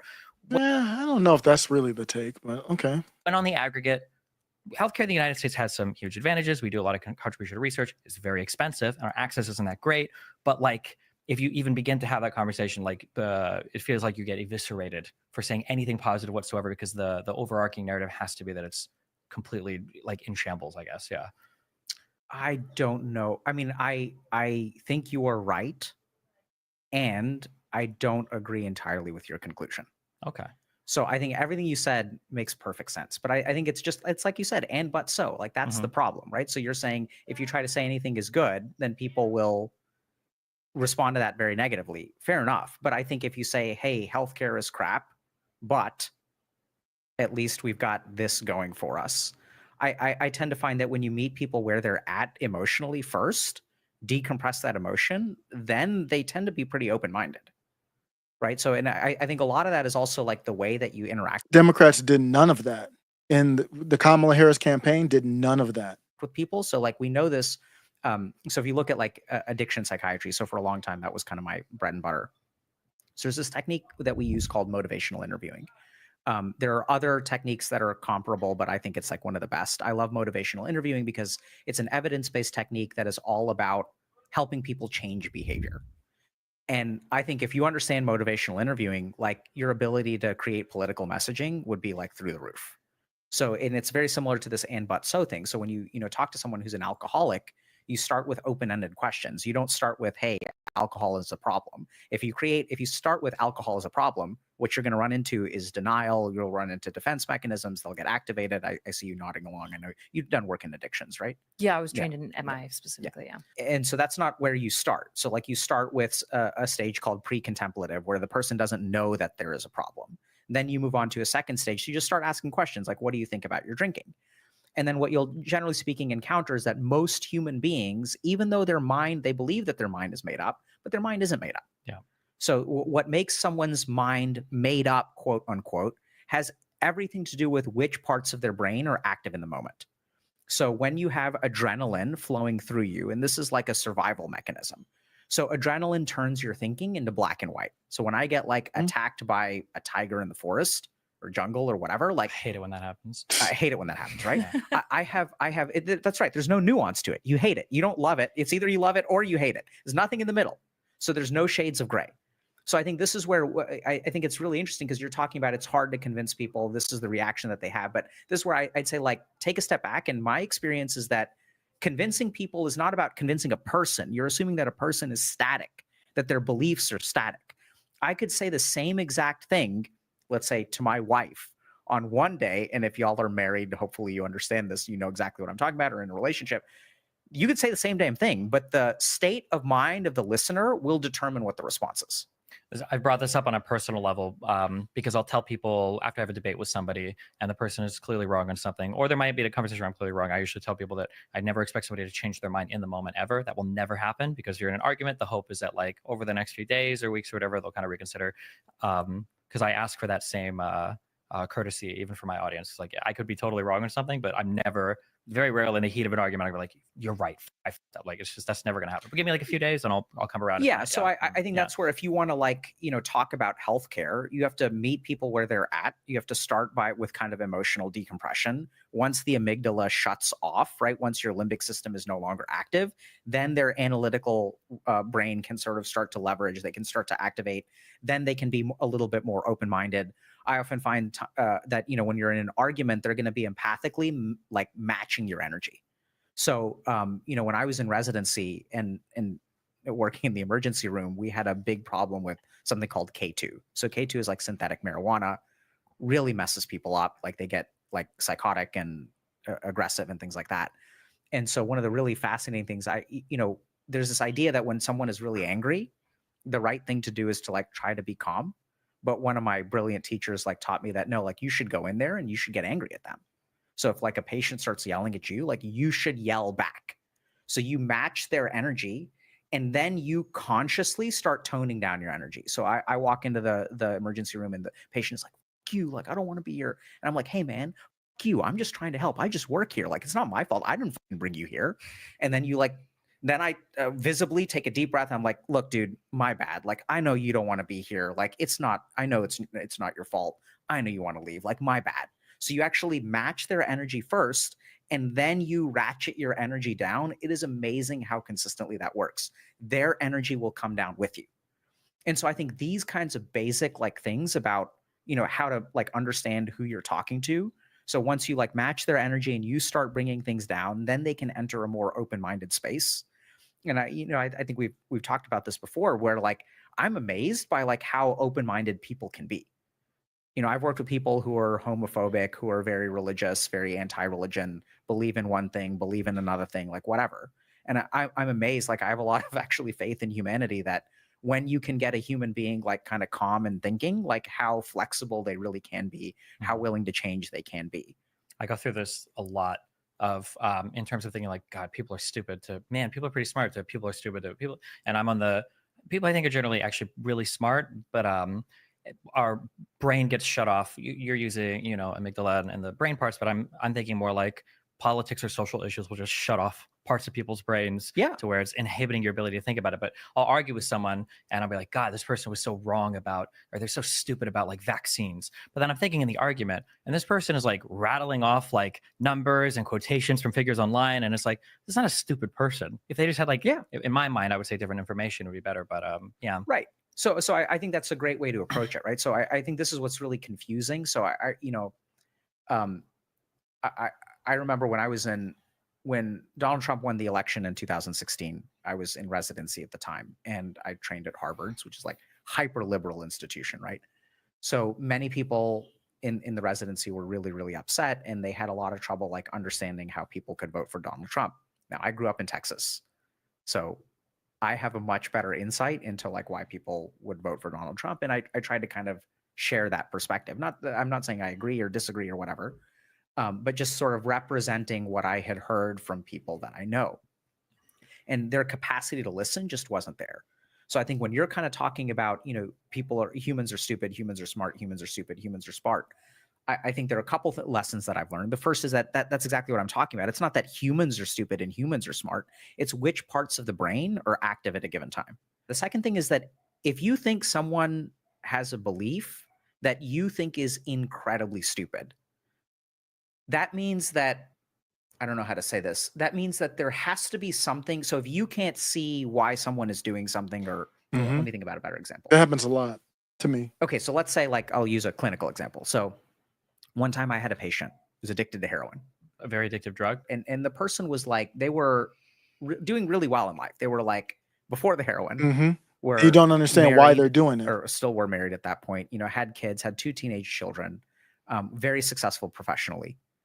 And so like I was really confused about like, why does this person continue to use heroin? It's wrecking your job, it's wrecking your marriage, it's like destroying your relationship with your children, it's messing up your health.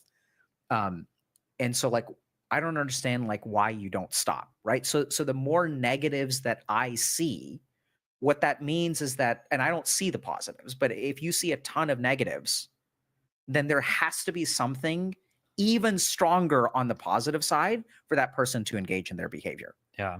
Right. So when I talk about this, I always try to stress to people that like nobody is ever crazy, or even if somebody is crazy and they seem like they're being irrational, the behavior is never random. There's usually a really good reason. Even for like maladaptive behaviors are not random behaviors. Oh, they're absolutely. maladaptive because they were adaptive to something and they probably work. And it's so funny because people will have like, this guy's such a piece of shit. It's like, well, why? Because every time we get into an argument, he starts screaming and he does this. And it's like, okay, what happens afterwards? Like, well, I just fucking walk out or whatever he wants. Like, fuck it, like, I don't care anymore. And it's like, sounds to me like he's doing exactly what he should be doing because he's getting what he wants every single time. So it's not actually random at all. It's not crazy at all. It seems like it's working perfectly. So I understand. Yeah. Yeah. Yep. So I think that's where like when anytime we're talking about, people who believe really stupid things, there's a lot of emotional charge. And I think that if you think someone believes something incredibly stupid, you need to try extra hard to understand what that is. And what I tend to find also, because human beings are like empathic, is that the harder I try to understand. I already naturally do that, I think, but it's a great point. And their point, the harder they will try to understand mine, because generally speaking, we'll mirror, right? If I like walk up to you and I smack you across the face, you will respond to that with like anger and maybe violence or whatever. And if someone says, not me personally, but like my goal as a pundit is to find all those people and scoop them up and just keep them in my camp. And I'm not trying to challenge them or move them in a direction. So this is where there were a couple parts of this that really got my attention. And it sounds like Destiny would agree with me that 80 to 90% of people in the country don't know, or maybe even don't care about what's going on. And the battle is the other 10 to 20% trying to control that 80 to 90. So it really is. That's what happened in the Civil War. It was really up to a few percentage of people that wanted to go to war. Most people in the South did not, or North.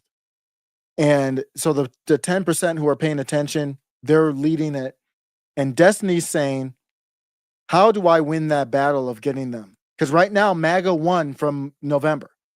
So Destiny's like, well, how do we win? Not me personally, but like my goal as a pundit is to find all those people and scoop them up and just keep them in my camp. And I'm not trying to challenge them or move them in a direction. Yeah, go ahead. Why do you think the goal is not to move them? Because they're in our camp, and the problem is just like the other side, and the goal is to just like reinforce the thoughts. Like I'm looking to resonate, not to change, but just resonate to keep us all resonating with each other. Yeah. Why do you think that they're not moving?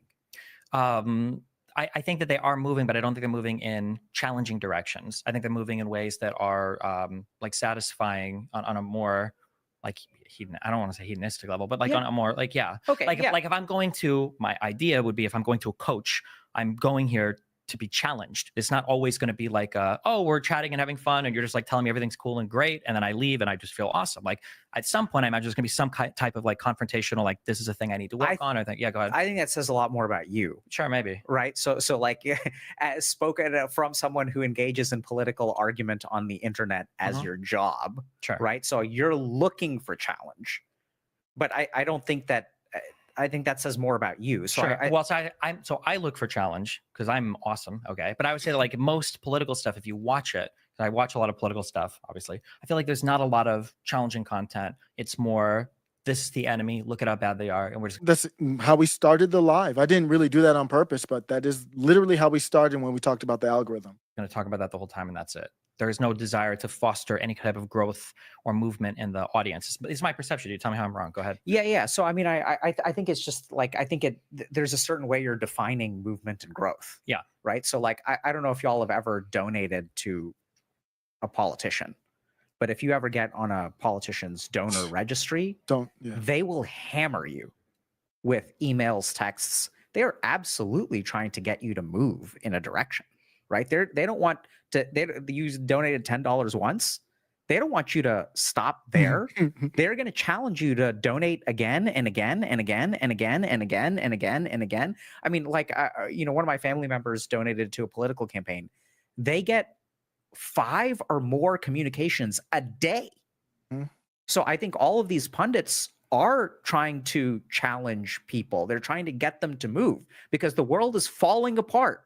And unless us good soldiers, us last bastions of righteousness, unless we adopt the challenge to protect our country and to save the world from everything falling apart, everything will fall apart. That's the messaging of the pundits. It's really funny that you say that because she brought up Alex Jones earlier, and the only time I've ever heard him shut up for a second my entire life was when we were on stage in Austin at a show, and he just gave that exact rant. And I asked him, because I get so frustrated when pundits give these types of rants, and I asked him, I was like, okay, let's say everything you say is true. What do you want your audience to do about it? What are they supposed to do? Right? Tech is suppressing election knowledge, medical knowledge, all this. It's a conspiracy theory. So what do you want people to do about it? He's like, you use words like conspiracy theory. Alex, what do people do about it? Theory. What do you want people to do about it?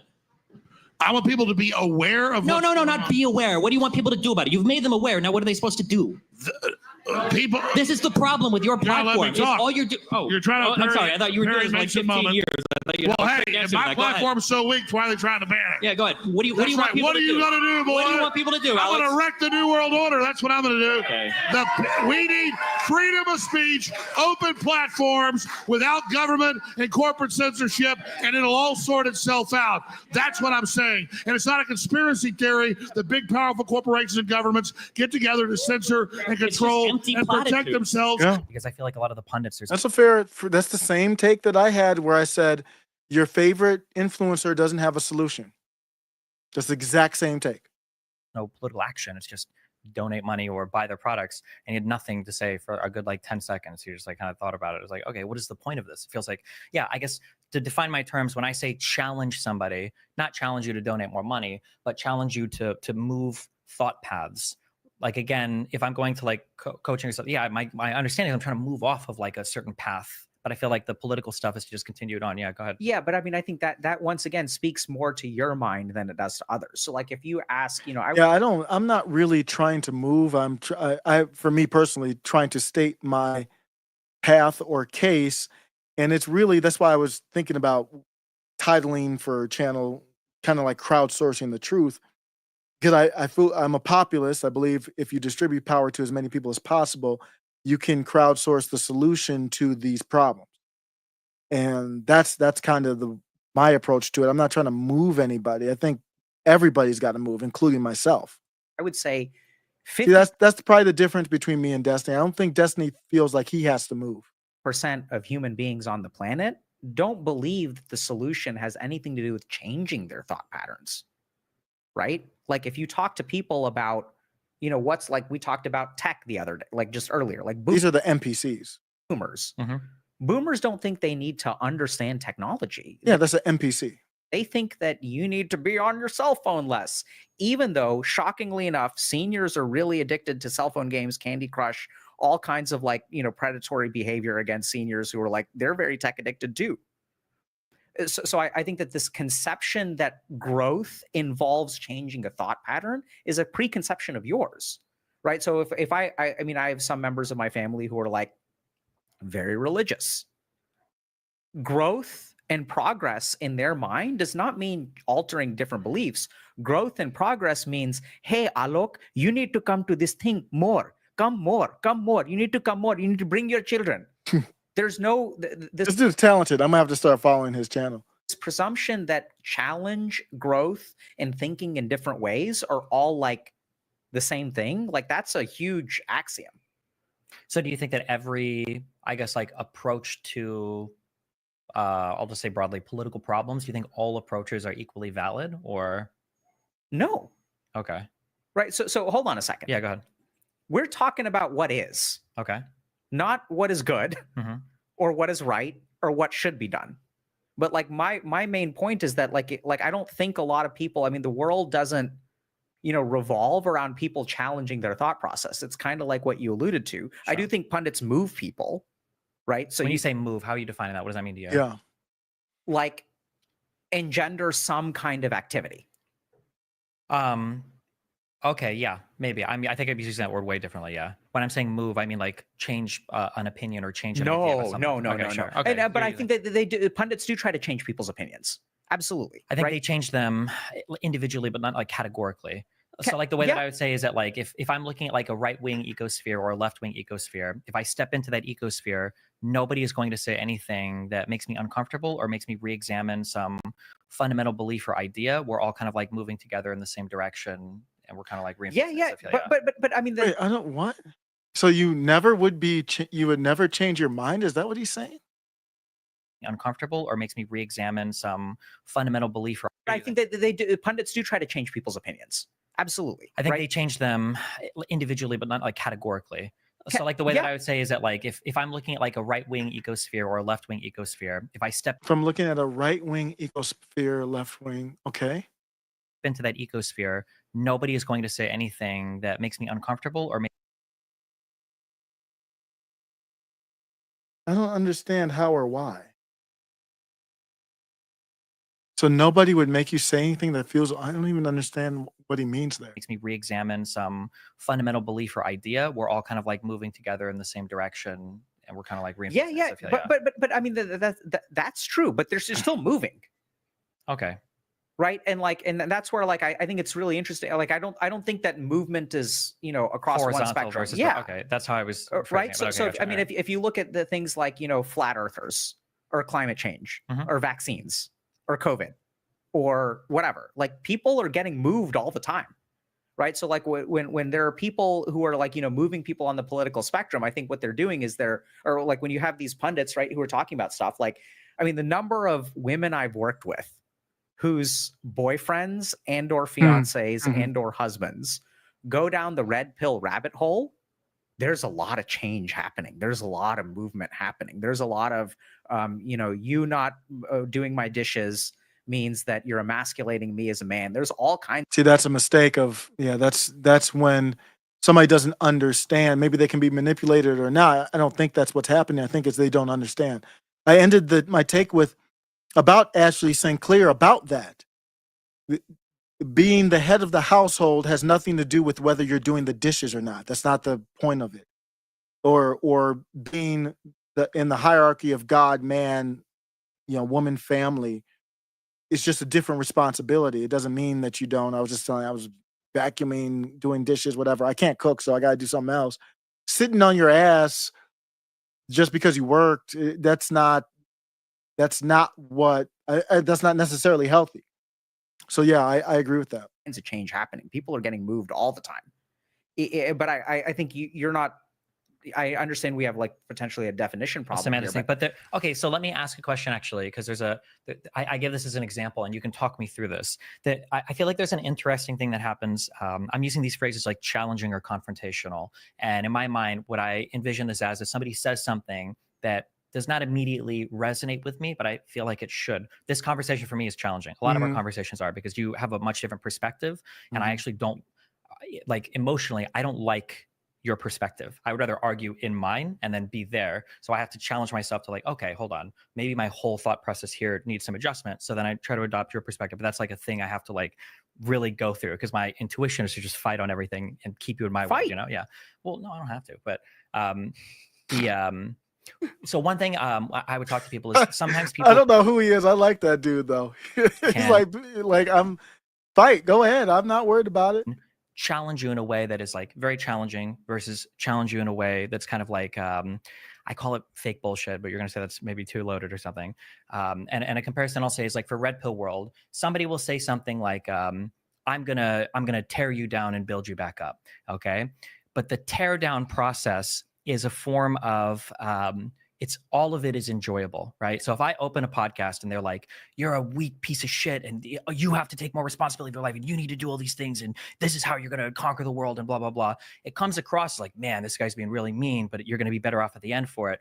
But in reality, the person is actually enjoying it. They're loving the whole process, as opposed to a conversation where somebody might say, okay, we need. Well, I would say that was one of my podcasts of the year. I'm just going to go real quick. I've never watched one of his videos before. To find the one or setting an impossible expectation for their partners to meet. Meeting your soulmate does not mean happily ever after. So oftentimes when we have an anxious attachment style, what we fall in love with is not a person. We fall in love with a fantasy. Okay, female loneliness, afraid of turning into a femcel. Hey, y'all, I'm very lonely and I'm on the verge of turning into a femcel. I'm going to be watching his channel. Thanks for checking out. I'm going to be out. Is this the guy from the Big Bang Theory? What is going on? CHX says, is this the guy from the Big Bang Theory? Oh my gosh. Oh my gosh. Well, I'm going to be out, y'all. I appreciate it. Peace. It was just a chill stream. The next clip is ready below. Welcome to After Show Carnage.